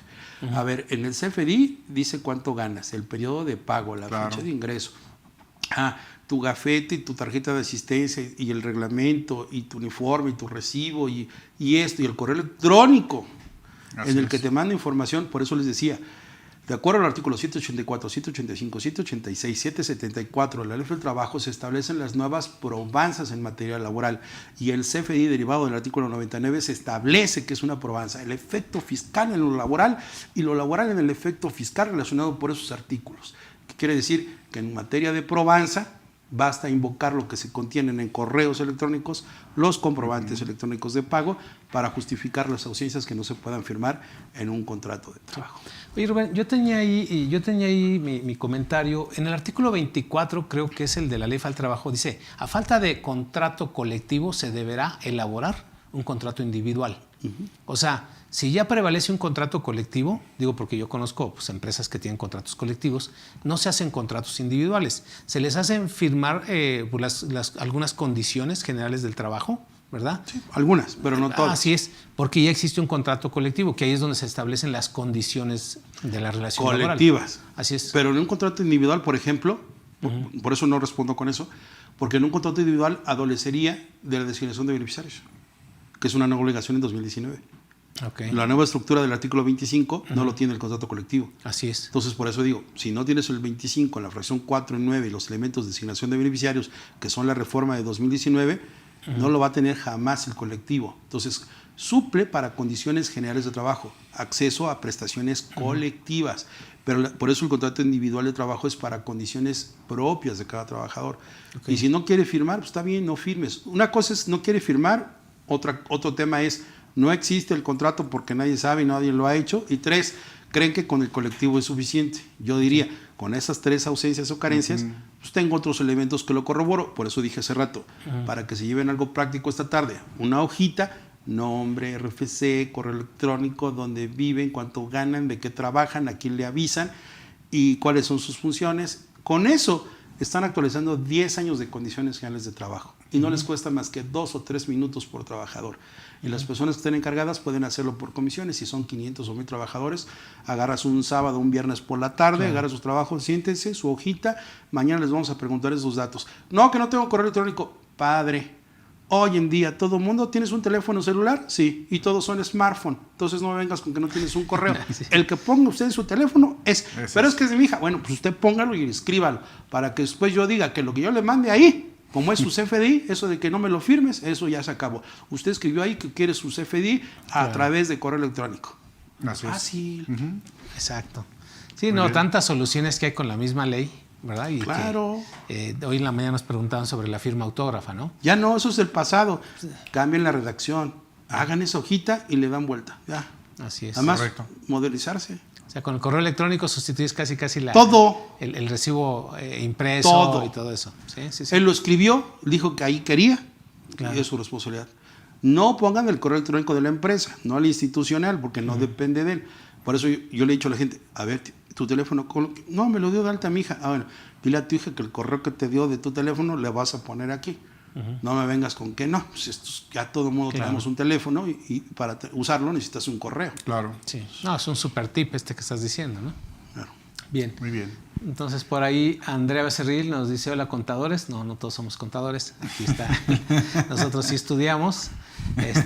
Respecto al Afore, en concepto de retiro, respecto al Afore en concepto de retiro que se le entrega al beneficiario, ¿cuál es el monto el cual se retiene en ISR o se retiene a cualquier monto? Gracias por la atención.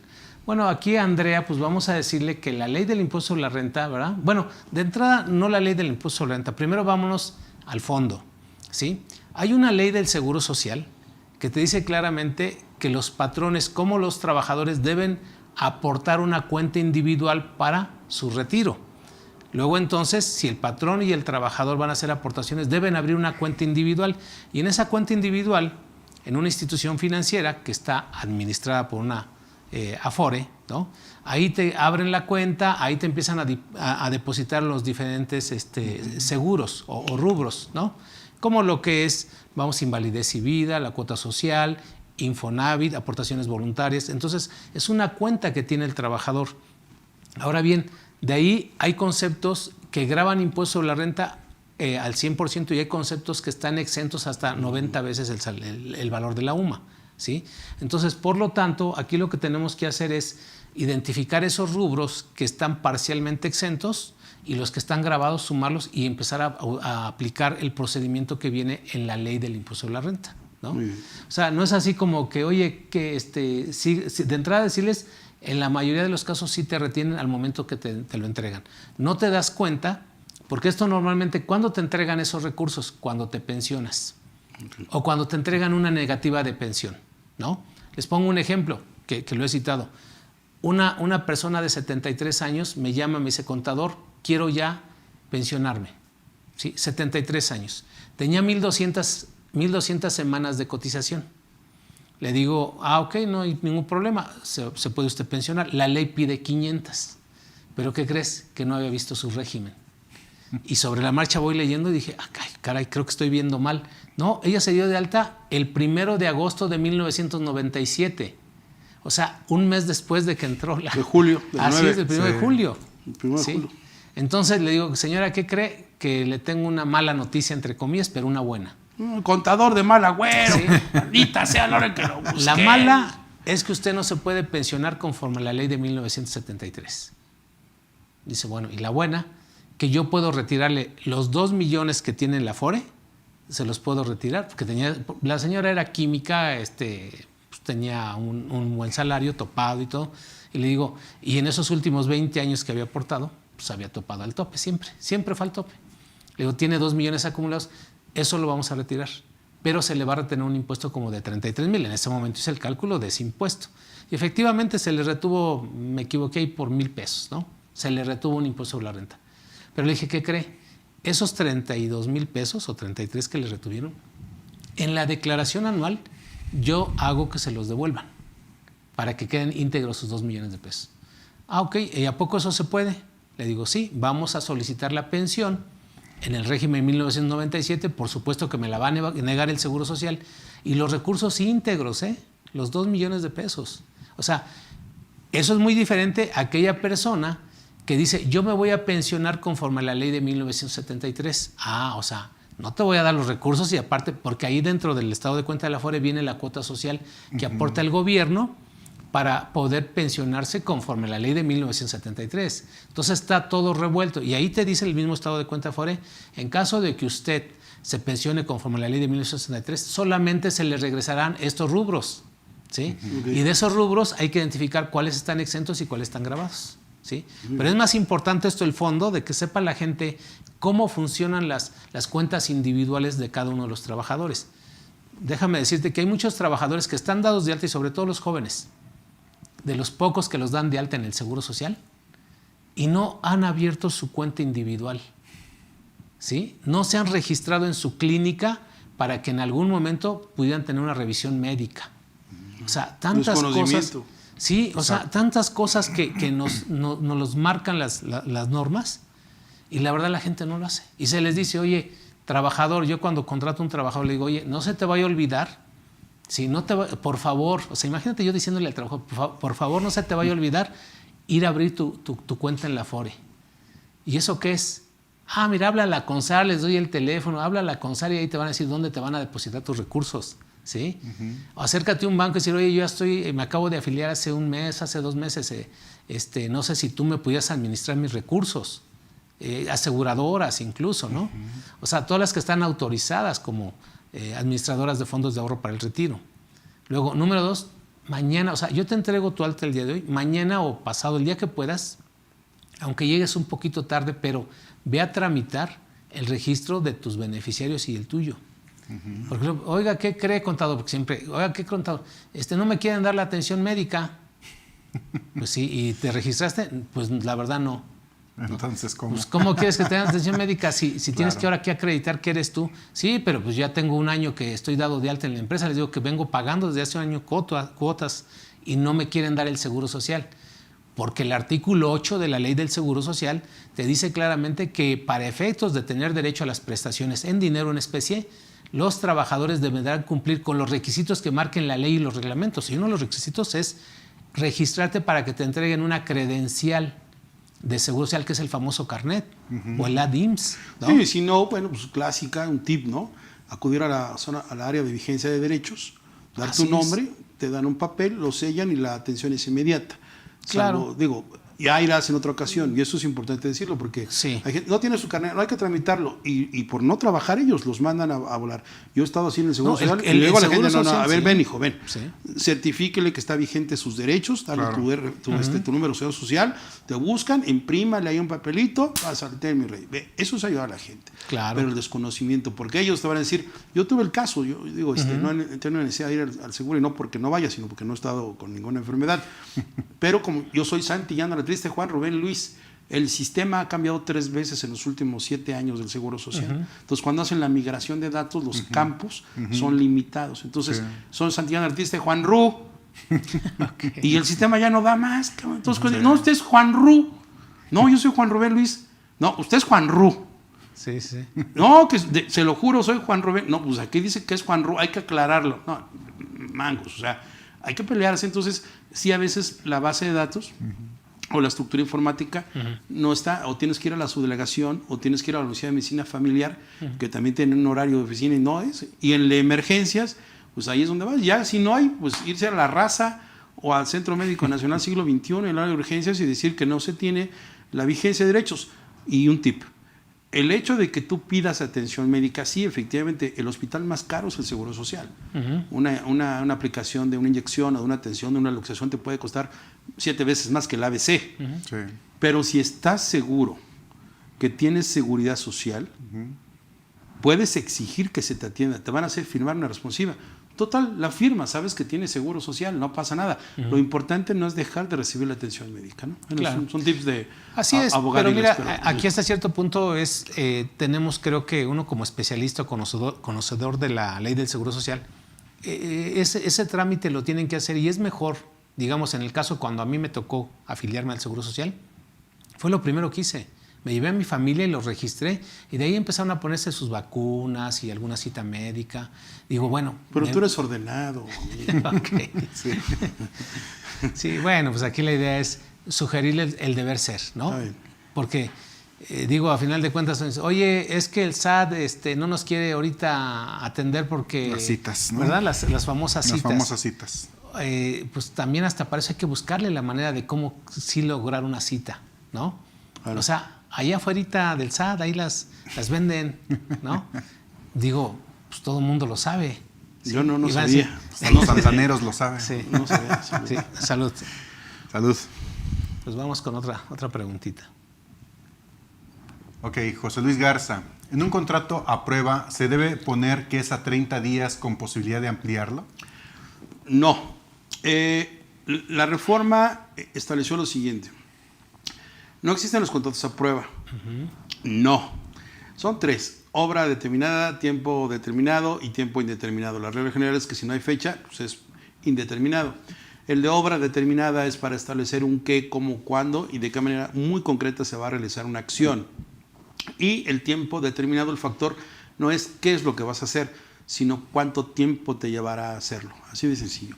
Ahora, entonces, el tiempo indeterminado, la obra determinada o el tiempo determinado están sujetos a modalidades.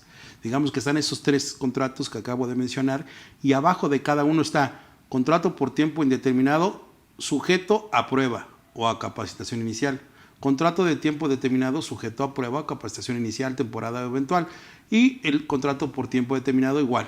Entonces, cuando hablamos de prueba, tendríamos que decir en español, contrato de trabajo por tiempo indeterminado que celebran bajo la modalidad de prueba la empresa con el trabajador. Cláusula primera del objeto del contrato. Es un contrato laboral que está sujeto a la modalidad de prueba de 1 a 5, a 10, a 15, a 20, 30, 60 o 90 días. La preposición a les ha de salvar la vida. No es lo mismo decir contrato sujeto a 30 días, que te tienes que aguantar los 30 días que hablaste y dijiste y escribiste, a decir de 1 a 30, lo que significa que te puedo mandar a volar en el día 2, en el día 4, en el 15, en el 22, en el 25, sin necesidad de esperar el 30. La importancia de saber escribir y redactar. Entonces, si tú crees que es un puesto que vas a obtener la evidencia de una habilidad, conocimiento y destreza, del cual se requiere corroborar que exista, por ejemplo, un chofer que va a conducir un camión de N toneladas o de X rodaje, tú dices, ¿tienes licencia federal? Claro, sí, la tengo por la Secretaría de Comunicaciones y Transportes para logística y maquinaria especializada. Ah, ok, pues tienes tus credenciales muy bien, pues ya súbete a ver, estaciona ese camión de este lado a este lado y el tipo no sabe ni por dónde encenderlo. Entonces nos habríamos dado cuenta que efectivamente no tiene el conocimiento y ya lo diste de alta en recursos humanos, ya hasta lo diste de alta en el seguro social, ya le hiciste el contrato de trabajo, ya le pediste el uniforme, ya tiene los zapatos, tiene todo y el día que va a trabajar te das cuenta que es puro rollo. Sí traía diplomas, puros en Zoom, ¿no? A través de Google Meet, ¿no? En línea, tutoriales, pero el tipo jamás se ha subido a un camión. Entonces, para eso son los contratos sujetos a prueba. Si tú le hubieras puesto a 30 días, él te hubiera dicho, yo soy Lentium, iba yo a aprender, y dijiste que 30 días, me faltan 29 días. Claro. Entonces el despido será injustificado, por eso no soy claro, es decir, de 1 a 30 días quiere decir que voy a corroborar en ese periodo las habilidades que dijiste tener y por las cuales aceptamos que fuera a prueba ese contrato por tiempo indeterminado. Y no confundir con el contrato bajo la modalidad de capacitación inicial. Sí, eso ya no lo abordo porque la capacitación inicial es para inducir conocimientos. Supongamos que voy a contratar a 5 contadores en mi empresa y yo tengo un RP o tengo un sistema automatizado que afecta a contabilidad, inventarios, almacén, distribución, fiscal, contabilidad. Tengo un RP o un software que administra integralmente la operación de la empresa y eso no tiene la obligación del contador de saberlo. Él tiene la obligación de conocer lo básico, ¿no? Paquetería comercial, registros contables, hojas de cálculo, pero que sepa el software diseñado internamente para la empresa, no. Entonces le voy a decir, te voy a dar capacitación de 3 meses a 6, que son 180 días lo máximo, para que aprenda, mijo, cómo se opera este software. Esa es capacitación inicial. Y si reprueba, le digo adiós. Eso es la diferencia en perdón lo práctico, pero así funciona. Sí, pero debe haber una comisión, ¿verdad? Que es la que va... Y eso no lo hago yo. No lo intenten en casa. Se pueden lastimar. Los contratos de capacitación inicial es como jugar con fuego y petróleo. Aquí es tragafuegos. No los usen. La verdad, yo nunca los he recomendado. No funcionan. Y si hacen uno, es como si dijeran contratote por tiempo indeterminadote, clavadote, ¿no? Entonces, ¿por qué? Porque nunca se diseñó desde 2012 por las autoridades la comisión que iba a evaluar. Entonces, creo que es suficiente con que aprendamos a hacer los 3 tipos de contratos y una de sus modalidades que sí funciona, que es la prueba, de 1 a 30, 90 días. Depende de la función. Si es un chofer, no necesitas ponerlo a prueba por más tiempo. Mi recomendación es que sea de 1 a 30 días. Okay. ¿Y qué pasa cuando pasa ese periodo? Una cláusula en el contrato dirá que se vuelve indeterminado. No tienes que volver a hacer otro contrato. La redacción de cláusula es suficiente. Ok, perfecto. ¿Capacitación y adiestramiento es diferente? La capacitación es la inducción de un conocimiento nuevo, pero que no tiene obligación de conocer en esta modalidad. Y el adiestramiento es la inducción de conocimiento práctico de la operación. Por ejemplo, Capacitar es, a ver, contadores de la empresa, les vamos a dar un curso de la versión 4.0 del CFDI, conocimiento universal. Sí. Ahora, ese CFDI, ¿cómo va a estar enlazado contra nuestro ERP, etcétera, sistemas de políticas de cancelación y de aviso a los clientes con los correos internos? Eso es capacitación también, todavía. Un conocimiento nuevo, un conocimiento aplicado a un proceso o procedimiento interno, hasta ahí. Y el adiestramiento es, ven, trabajo, te voy a enseñar cómo se prende ese torno, cómo se mueve esta máquina. Entonces, el adiestramiento es más a la cuestión práctica, empírica, y la capacitación a una cuestión de conocimiento intelectual. Y si es válido utilizar la palabra adiestramiento. Sí, digo, claro, porque está por ahí regulado en la ley del trabajo. Capacitación, adiestramiento. Digamos que toda capacitación implica un adiestramiento, pero no todo adiestramiento necesariamente implica una capacitación. No, te comentaba esto porque por ahí alguien decía, algún abogado decía que adiestramiento era una palabra discriminatoria. Pues es más discriminatorio no entender el concepto de las palabras y tomarlos literal, porque adiestrar, a lo mejor recordemos que en gramática, en morfemas, gramemas y en lo que son en gramática mexicana del idioma español existen dos rubros que se llaman significados y significantes. Los significados son los conceptos que se tienen generalmente de las cosas y que están reconocidos por una colectividad. Y el significante es la idea particular que una persona tiene de esa misma cosa. La diferencia entre concepto y definición viene desde Grecia. Los conceptos eran indescriptibles como los valores. Y las definiciones son precisamente lo que se puede tocar y sentir. A ver, defíneme qué es una cámara. Aparato electrónico que capta imágenes y las reproduce para poderlas conservar en un medio de dispositivo magnético que puede reproducir audio e imágenes en movimiento. Las definiciones. Eso es una definición. Concepto. Dime el concepto de cámara. Artículo que atrapa el espíritu, las emociones, las sensaciones y las traduce, ¿me explico? Los conceptos son sobre cosas intangibles. Las definiciones sobre cosas concretas. En la capacitación y adiestramiento, el adiestramiento es una expresión que viene más allá sobre poner a diestra. A diestra es a enseñar, a operar, a como funcionar. algo más material, ¿no? Vamos a llamarle así. Al adiestramiento es la función de un proceso o procedimiento en específico. Eso es adiestrar. Okay. Te voy a enseñar a operar esta cámara modelo R25, marca Canon o Sony. No te voy a enseñar capacitación de cómo funcionan hoy en día las cámaras 8K, Claro. ni cuáles son los tipos Leica o Lens 6. No te voy a hablar de lentes, te voy a hablar de esta cámara en específico. Tiene un angular zoom, de estas etcétera. Características, tiene una reacción o de fotosensibilidad a la luz, etcétera, y tiene un... Te voy a enseñar, te voy a adiestrar a operar esta cámara. No te voy a dar una capacitación de videocámaras o de fotografía. Así es, no, pues muy Muy bien. interesante. A ver, por ahí tenemos una pregunta de Sí, Litsi. Nicolás. Okay.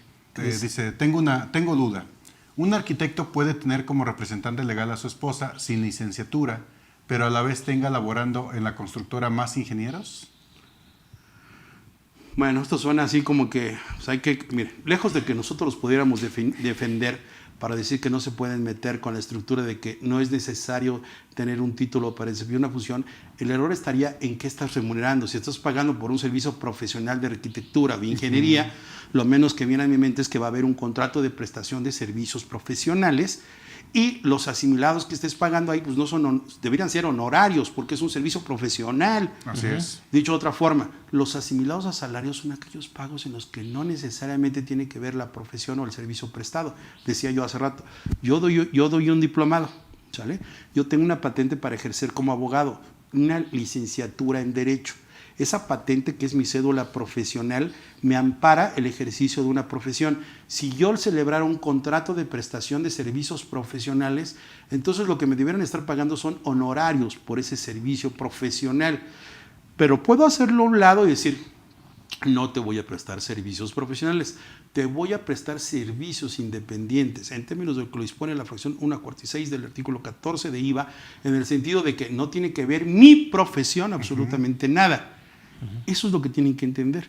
Si queremos hacer esto en la pregunta que nos hacen, entendamos qué se va a remunerar, qué tareas son las que están de por medio, y la salida es, si no hay licenciaturas, no hay ingenierías, no hay documentos oficiales, pues entonces trabajemos el lado técnico, por así decirlo, desde el campo de los servicios independientes, que son distintos a los servicios profesionales. Correcto. El contrato de servicios profesionales es típico, nominado, regulado, significa que tiene un nombre y apellido en la ley, en el Código Civil, y que tiene reglas de operación, es sinalagmático, bilateral, de tracto sucesivo y oneroso según la clasificación de los contratos.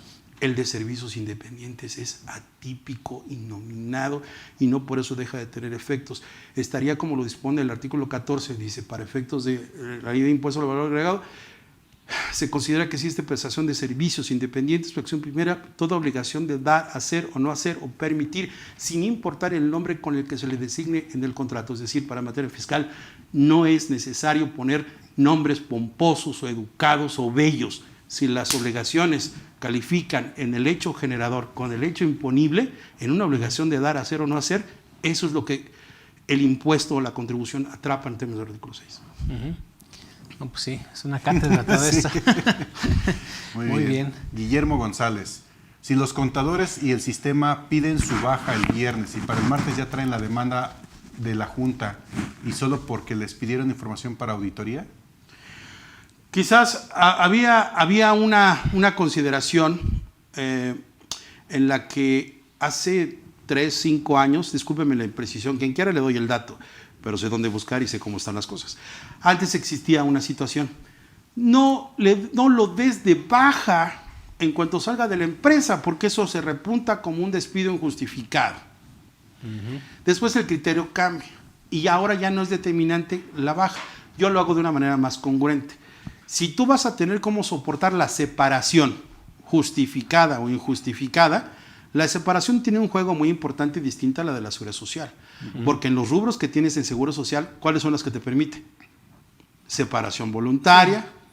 Sí, para solicitar tu pensión por muerte, ¿no?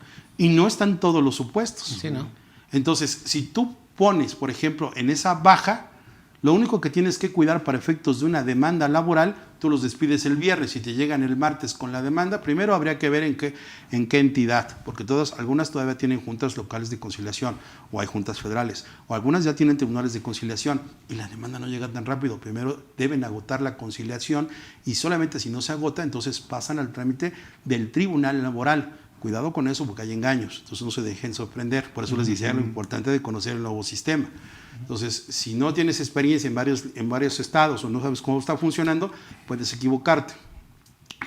Yo lo que haría es, consérvalo un bimestre. Esa es mi postura que yo le digo a la gente. Separación justificada o injustificada, inviértela, déjalo un bimestre, que corresponde al periodo de 60 días al que alude el artículo 516, 517 y 518 de la Ley del Trabajo en los periodos de prescripción. Las acciones de los trabajadores para separarse de los patrones, en caso de que no sea una responsabilidad, son de 60 días. Un bimestre correspondería a esos 60 días. Entonces, yo les recomiendo a mis clientes eso. Si no saben, el contador no tiene una buena administración, dejemos que esa presunción de despido injustificado se dé coincidente con el hecho de haber salido de la empresa el viernes y le diste la baja el lunes. Presume que efectivamente fue una decisión. El proceso interno de una empresa regularmente lleva un proceso más de un uso y una costumbre totalmente distinta, ¿no? Así es. Si tú sabes que vas a argumentar, ojo, una cosa es argumentar abandono de trabajo, otra es que renunció, aunque no lo haya hecho de forma escrita, el que se haya ido y sobre todo que haya una renuncia. En derecho laboral, como sucede en derecho, la forma en que hablemos y escribimos es determinante. No es lo mismo decir no, lo despedí, que decir no regresó, se fue. Aprendamos a entender qué vamos a decir, porque si tú dices yo no lo corrí, se salió de comer y ya no regresó, y el que niega no está obligado a probar. En la medida que el que niega tiene que probar cuando su negación implica la afirmación de otro hecho. El derecho es lógica. Entonces, en materia laboral no hay excepciones. Las cargas probatorias juegan un papel importante. Por eso hay que saber argumentar. Si tienes una política de separación, tienes que revisar a la empresa en qué casos se les da aire, cuál es el proceso que se debe seguir para que el área correspondiente dé las bajas al Seguro Social. Y si no hay control y no tienes experiencia, que me ha tocado empresas que dicen, me encanta esto, es nuestra primera vez. Entonces, es su primera vez que despiden, la primera vez que los demandan y hay que enseñarlos, ¿no? Así es, no, pues muy interesante. Bueno, por ahí Gabriel Aranda Zamacona, pues le mandamos un saludo. Nos dice Ley del Trabajo, artículo 132, fracción 31, pero no dice qué. Y en próximas fechas lo tendrá el reglamento general. Ya lo dije yo. Okay. Ya les dije que hay que revisar las nuevas obligaciones del 132 y del 3. Sí, perfecto, seguimos. Víctor Guillermo, por favor, gracias de todos ahí. Listo. Ya lo dije eso, la perspectiva de género y discriminación. Perfecto. Está abordado. La fracción señalada habla del protocolo para prevenir la discriminación por razones de género y atención de casos de violencia y acoso o hostigamiento sexual. Ok, a ver, René Jiménez, por favor. Nos dice ahí, buenas tardes, no es extraño que el socio o los socios no puedan ser trabajadores en alguna de las empresas en que sean socios, siempre y cuando no firmen parte del Consejo de Administración, sean el administrador único o director general. Pero pasando a otro tema, hay quienes dicen que los seguros de gastos médicos mayores y el seguro de vida, entre otras prestaciones de previsión social, que se otorgan a los trabajadores deben timbrarse y no dicen... ¿Y hay quienes dicen? Y hay quienes dicen que... ¿Cómo dice? Es que se me movió ahí. Hay quienes dicen que no. O sea, unos dicen que sí, otros dicen que no. Sí, que los gastos de previsión social, los gastos médicos y los seguros de vida dicen que hay que timbrarse o no hay que timbrarse. Digo, yo en la práctica he timbrado muchos seguros de gastos médicos, ¿no?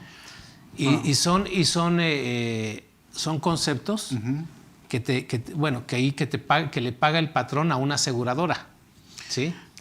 Ahí hay que tomar en cuenta dos cosas. Cuando tú pagas tú como empresa pagas ese seguro de gastos médicos, tiene un costo, tiene un valor, tiene un precio, ¿no? Ejemplo, 53,000 pesos, ¿sí? Y eso se va devengando mes por mes, porque el seguro tú lo pagas y no es que se devengue en ese mes todo, sino se va devengando mes por mes. Entonces ahí en lo que es el complemento del timbrado de nómina, te dice que los seguros de gastos médicos también se deben timbrar, ¿no?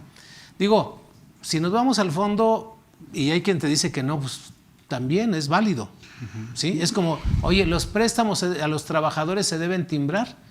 Hay quien te dicen que sí y hay quien te dicen que no. Dicen, bueno, yo los quiero timbrar porque es una especie de control entre lo que le deposité al trabajador y lo que me va abonando, ¿no? Claro. Mira, déjame darte mi opinión. Sí. La situación es peligroso jugar con la bolsa de las remuneraciones. O sea, si quieres hacer optimización de nómina con prestaciones de juguete o de las de la comidita o las de antes, pues cada quien asume sus consecuencias. Yo tengo mis criterios para la previsión social, creo que está clarísimo cuando lo establece la fracción 30 del artículo 28 de renta, cuando dice que únicamente podrán ser deducibles aquellas prestaciones que no representen esa. Dicho de otra forma, las prestaciones exentas dadas a los trabajadores solo son deducibles en el factor punto 47 o punto 53.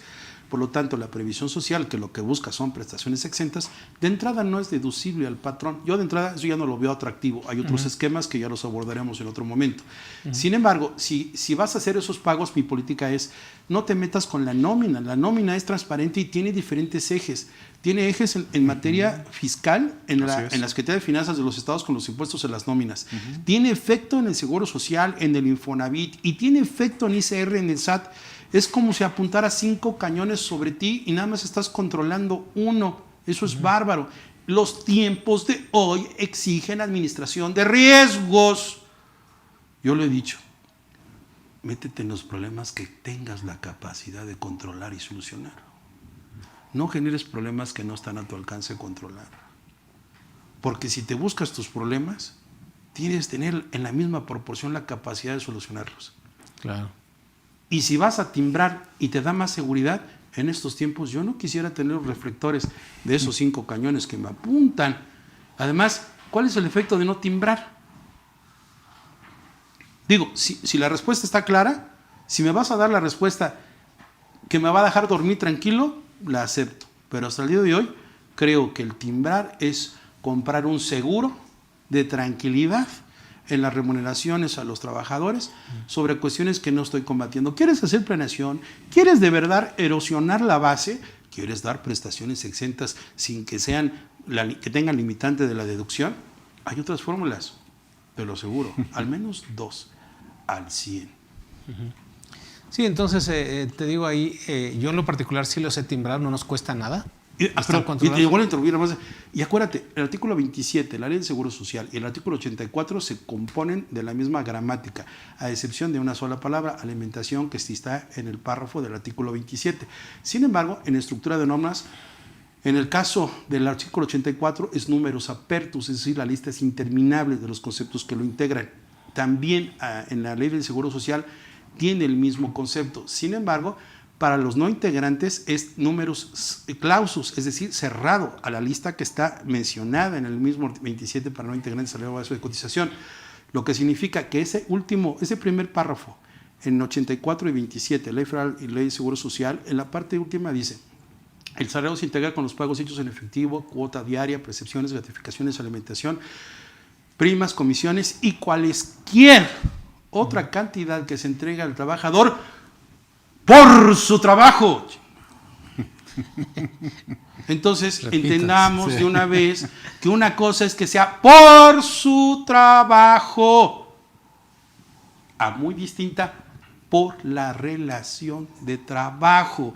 Y si no entendemos esto, estamos perdidos, porque hay prestaciones, por ejemplo, las colectivas, que vayas o no vayas a trabajar, tú tienes derecho a ellas. Esas son prestaciones por la relación de trabajo. Pero por el trabajo es, si no vas, hermano, a trabajar, influye para que esa prestación disminuya, no se logre. Claro. Por ejemplo, en la PTU, la parte que corresponde va en función de los días efectivamente elaborados. Eso es una prestación por su trabajo. Y la razón de trabajo es, yo falté 50 veces en el año, el aguinaldo no va en función de los días que haya trabajado. Claro. Son 15, mínimo. Haya faltado o no. Eso es un secreto. Ahí está. Ok. Muy bien. Muy interesante. A partir de este año, 15 días. Así no vayas todo el año. Exacto. ¿No? Bien. Buenas tardes. Una pregunta al doctor Rubén. Bueno, nos hacemos un lado. Así es. Se tenía un trabajador a distancia. Estuvo trabajando un mes y renunció a través de una llamada telefónica. Que es a distancia, ¿no? ¿Cómo se protege la empresa de que no se presentó a firmar su renuncia y recibir su finiquito? Ok, este caso ya fue resuelto, circula por ahí en redes sociales una sentencia, la primera sentencia que se ha emitido por un tribunal laboral en el sentido de un despido por teléfono, y efectivamente se acreditó en la ejecutoria que el despido había sido impropio. Es el primer caso que tenemos en México, con mucho gusto lo compartimos. Sin embargo, en mi experiencia yo tengo empresas que manejan el mercado foreign, el mercado de divisas. Tengo una empresa que tiene contratado en la India, en Canadá, en África, en Asia. Se dedican a la operación de criptomonedas y operaciones financieras entre ellos. Nunca han venido a México. Todo se hizo a través de un smart contract que se diseñó. Hicimos todo un protocolo. Se hizo el contrato de trabajo y obviamente la renuncia voluntaria, pues son aquellos signos que pueden presuponer. Recordemos que el artículo 53, lo comentaba yo hace rato, el artículo 53 en México de la Ley del Trabajo establece como causas de la terminación de la relación laboral el mutuo consentimiento, no la renuncia. No existe, y lo he gritado a los 4 vientos, quien diga que la renuncia, a ver, vuelvo a poner aquí, 25,000 pesos a quien me diga el fundamento legal en México en el apartado A del artículo 123 y en la ley reglamentaria de ese artículo, el fundamento que la renuncia voluntaria es una causa expresa, tácita y categórica de la terminación de relaciones laborales. Jamás. Es el mutuo consentimiento, es decir, necesita el perfeccionamiento del patrón que debe ser aceptada, es la única fórmula para terminar. La pregunta dice que cuando exista una renuncia voluntaria, ¿cómo se puede probar? La respuesta, desde mi punto de vista, por cualquier medio que legalmente lo pueda hacer.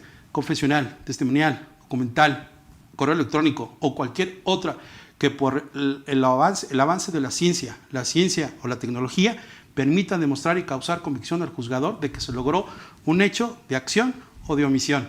La renuncia es lo de menos. Yo he probado renuncias voluntarias aceptadas para dar confección al artículo 53, fracción primera, con testigos, sin un solo documento. Y para que quede claro, he demostrado en un tribunal que las famosas renuncias que han sido arrancadas en blanco, que por muchos años empresas de seguridad, de vigilancia, de lavandería, les hacen firmar a los trabajadores y que no vienen con la fecha, yo lo que digo es, no tiene fecha, porque si se la pongo es alterar el documento y eso sería falsificarlo. ¿Qué es lo que hago? Le ofrezco la prueba testimonial. El señor vi cuando le entregó su renuncia y se la dejó. Y además, como el artículo 53, fracción primera, dice mutuo, ¿qué crees? Le puse el sello en la empresa de se acepta la renuncia, páguese su finiquito. Eso está confeccionado. Es nada más creatividad.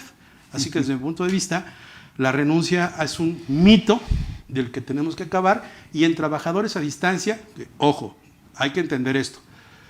Los trabajadores a distancia, desde mi punto de vista, en el hecho que haya sucedido, no existen. Hemos confundido el home office, hemos traído palabras del extranjero que en México no funcionaban. Yo me acuerdo aquí haber dado varios cursos de eso. Hablábamos de trabajo a domicilio que estaba regulado y fue hasta enero del año pasado que realmente se modificó el artículo 311 para incorporar la modalidad de teletrabajo, lo cual no estaba, y primero fue por el tema de la pandemia, de la epidemia y luego de la pandemia. En 2012 la epidemia con el HN1 que venía del efecto del 2009 y 2010. Cuando la tuvimos decía de estrenar en el 2020, no había, y estrenábamos el artículo 42 que se refiere a la suspensión de relaciones de trabajo, y lo único que estaba normado era en temas de epidemia, ir a la suspensión de relaciones de trabajo pagando un mes de sueldo, pero eso no solucionaba. Entonces no confundamos trabajo a domicilio, trabajo a distancia, teletrabajo, el home office y algo que está de moda y que pronto va a llegar a México. Yo lo anunciaba hace un año. El Smart Office. El Smart Office es prestar servicios a través de un teléfono celular. Las oficinas móviles del mañana, que ya es el presente en algunos países, ya no recurren al teletrabajo. El teletrabajo, quien lo quiere implementar, vive en el pasado. Lo nuevo, desde mi punto de vista, en estudios que tengo de hecho comparado, son los Smart Office o las oficinas móviles. Es decir, el prestar un trabajo sin importar el lugar donde te encuentres, cuando más del 70 o 80% lo haces a través del teléfono. Por ejemplo, yo mando correos, escribo WhatsApp, descargo documentos, envío, grabo videos, audio, proceso información, genero escritos, mando, incluso hasta presento. Y eso sin moverme, sin importar el lugar. El teletrabajo es anterior. Llegó regulado y con un proyecto de norma que nadie va a cumplir y que nadie debería tomar. Tocando el tema del CFDI, ¿qué vamos? Clave 99, otras percepciones. ¿Y cómo está resuelto el tema de estar pagando la luz, el internet? Así ¿Cómo es. mides los hertz, los volts, el consumo de la energía? ¿Cómo?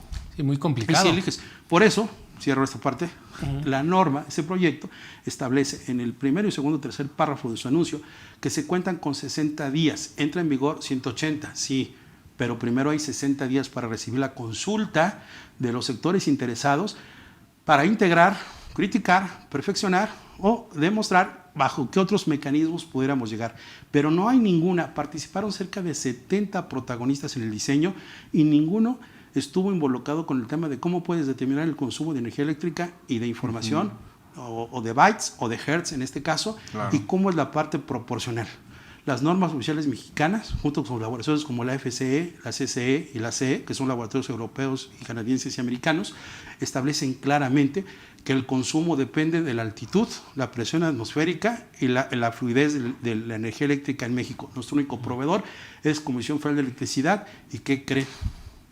Escasamente, y por suerte, salió publicado el día viernes una nota que se están publicando cuáles son los aparatos electrodomésticos o eléctricos, electrónicos que tienen mayor consumo de energía en un hogar.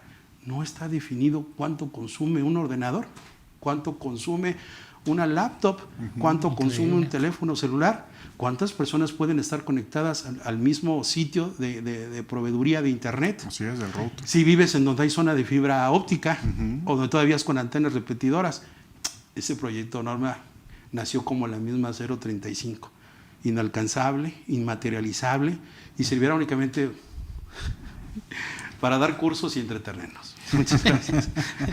Perfecto. Bueno, pues ya estamos en la parte final. Pues si se dan cuenta, amigos, pues es algo muy interesante. Estamos hablando de una miscelánea laboral en donde se han tocado diferentes temas. No es un tema específico, pero pues la verdad muy provechoso porque sobre todo es dar esos tips de valor agregado que pues a veces no los escuchamos tan fácilmente como de un experto, ¿no? Y aquí yo creo que es lo que estamos aprovechando. Que muchas veces, bueno, pues también has tenido esa oportunidad de dar cursos, ¿no? En las redes y todo eso.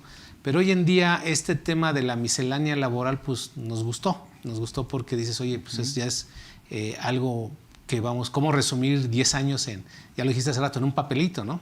¿Sí? Eso nadie lo dice, porque ¿sabes qué? Se llama práctica, se llama experiencia.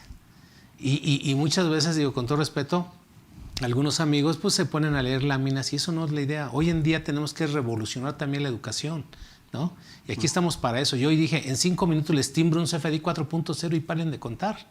Eso creo que es lo más importante, 5 minutos a estar diciendo cuáles son los requisitos tecnológicos que marca el anexo 20, cuándo se publicó el anexo 20 y al último, bueno, pues chéquenlo con su proveedor, ¿no?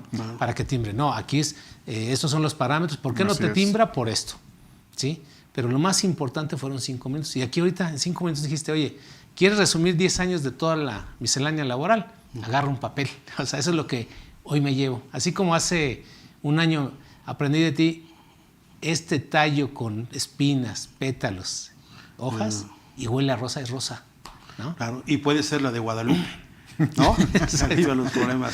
Muy Ya, bien. Quisiera nada más ya responderle a Erika Elizabeth Amador. Sí, por decirle, favor. sí, tiene usted razón. Es cierto, es cierto. Tenemos que estar a los estándares internacionales. Pero también nos toca entender una cosa. Nos han hecho ver y nos han impuesto que el mundo rige nuestro derecho. Es cierto, yo he hablado de derecho comparado y que debemos ser a la altura de otros países, pero ¿dónde está nuestro derecho? ¿Dónde está su criterio, el mío? ¿Dónde está para acudir y acudir de forma de extranjerismos? Trae figuras que nuestro México ya tiene y que ya se encuentran reguladas. Yo siempre lo critiqué con esto del teletrabajo, el trabajo a distancia, el home office, siempre estuvo ahí desde 1970. Siempre estuvo ahí en la fracción 4 y 9 del artículo 25. Pero sucede que, como dice el viejo coloquio, en tierra de tuertos, no al revés, en tierra de ciegos el tuerto es rey. A veces tenemos ceguera de taller, a veces tenemos la verdad ahí y no estudiamos, no buscamos alternativas, creemos que no está. Y me decía hoy una persona, y no porque no exista, no lo puedes imaginar. O peor, no porque lo imagines, no creas que no existe. Lo que pasa es que a veces no actuamos para estudiar, para investigar, pero las cosas siempre han estado ahí. Y México ha tenido muchas alternativas, como ese otro absurdo de la simulación para efectos fiscales con el nuevo 42B. Si ya está en el 108, 109 con un efecto penal, ¿qué necesidad habría que estar? Y así muchas cosas, Erika. Tienes razón, gracias por tu comentario. Hay que estandarizar y estar a la altura. Quizás hay corporativos, yo tengo empresas que tienen sede en Europa y obviamente quieren que sus protocolos de prevención estén iguales que los que ellos tienen e independientemente del nombre de compliance o gestión de prevención o de cumplimiento, estoy de acuerdo contigo. Pongámosle el nombre, solamente que no adoptemos la figura y vendamos una idea que no nos corresponde, una idea con la que podemos trabajar y tenemos el derecho y tenemos los elementos para, sin usar extranjerismos, llamar las cosas por su nombre. Por su nombre, exacto, perfecto. En español, siempre lo he dicho. Español. ¿No? Bien, Betty nos dice, es mercadotecnia, ¿cómo dice? Es mercadotecnia y la aplicación real queda en la correcta fundamentación. Gracias por sus conocimientos. Lo que sirve para toda organización es la correcta comunicación con fundamento de sus acciones, entre todos su organigrama. Ana Rosa Banderas nos dice, estoy de acuerdo con las revisiones, pero estoy muy preocupada por la información que entregamos a la Secretaría de Trabajo. Personalmente, en la Secretaría de Trabajo, en el escritorio me dijeron que basados en la declaración anual, me dijeron que podía arreglarlo, tenía 2 formas, la buena o la mala, pero que basados en la declaración anual determinaran el pago, o sea, corrupción, y en el escritorio todo lo que presentamos lo rechazan y textualmente la persona que me atendió me dijo Me tienes que satisfacer con la información y eso nos pasó con 4 empresas en el mes pasado. ¿Qué opinan a este respecto? Personalmente veo a los contribuyentes patrones bombardeados con tantas disposiciones fiscales y laborales. Para que quede tranquila, así como él le dio esas 2 alternativas, la buena y la mala, yo le diría también hay 2. Por la buena voy a ver financieramente qué es mejor, si corregir las omisiones, pagarle al abogado para que lo haga, pagarle al abogado para que me defienda y tomar una decisión. Pero le voy a decir unos tips, pero que nadie lo sepa, para usted. No saben medir la capacidad económica del infractor. Si yo le enseñara cómo está razonado actualmente las multas, así las tiro. Número 2, las facultades de quien está firmando y está haciendo eso no existen. Lo tiro. Todo. Si me voy al juicio de amparo en directo, o hay 2 medios, al recurso de revisión que establece la ley del proceso administrativo. Fíjense, ojo, porque hay muchos que se equivocan. Una cosa es la ley federal del proceso administrativo, otra ley es la ley federal del proceso contencioso administrativo. Son cosas diferentes. Aquí es ley federal del procedimiento administrativo. Regula un medio de defensa para estos actos. Se llama recurso de revisión. Se tiene 15 días a partir de que se presenta la autoridad con la resolución determinante de la multa. Pero si no nos alcanzan esos 15 días y queremos irnos a la yugular y al suelo, a la lona, entonces podemos interponer el juicio de nulidad. Y ese se interpone ante el Tribunal Federal de Justicia Administrativa y tenemos 30 días. Yo sugiero agotar la revisión, que es en sede de la propia autoridad, pero también podríamos hacerlo contra el procedimiento, anote esto, el procedimiento económico administrativo sancionador. Y si yo le enseñara la fundamentación de actuación, se tiran todos. Así que no se preocupe, si son 4 empresas, tiene usted medio de defensa, pero también tome la decisión desde el punto de vista financiero. A veces lo que le puede cobrar el abogado y en lo que va a implementar podría ser una justa media. Nada como platicar con el funcionario y ver qué nos ofrece. Quizás pueda ser una vacuna interesante, como suele pasar, y las decisiones a veces no son tan jurídicas ni legaloides. Perfecto. No, pues muchísimas gracias, amigo, por todo tu tiempo, tus conocimientos, como siempre. La verdad que yo creo que son muy productivos para las empresas. Hubo bastante gente conectada el día de hoy por el interés de ver que ibas a estar, ¿no? No hablaba yo en 2 años, imagínense, desde la pandemia. Y bueno, pues te agradecemos todo el equipo y pues a seguirle, ¿no? O sea, yo creo que por ahí vamos con algunos otros temas, por ahí con algunas mentorías, no sé, ¿no? Claro. O sea, hay mucha tela de donde cortar, de platicar, pero siempre con la verdad, ¿no?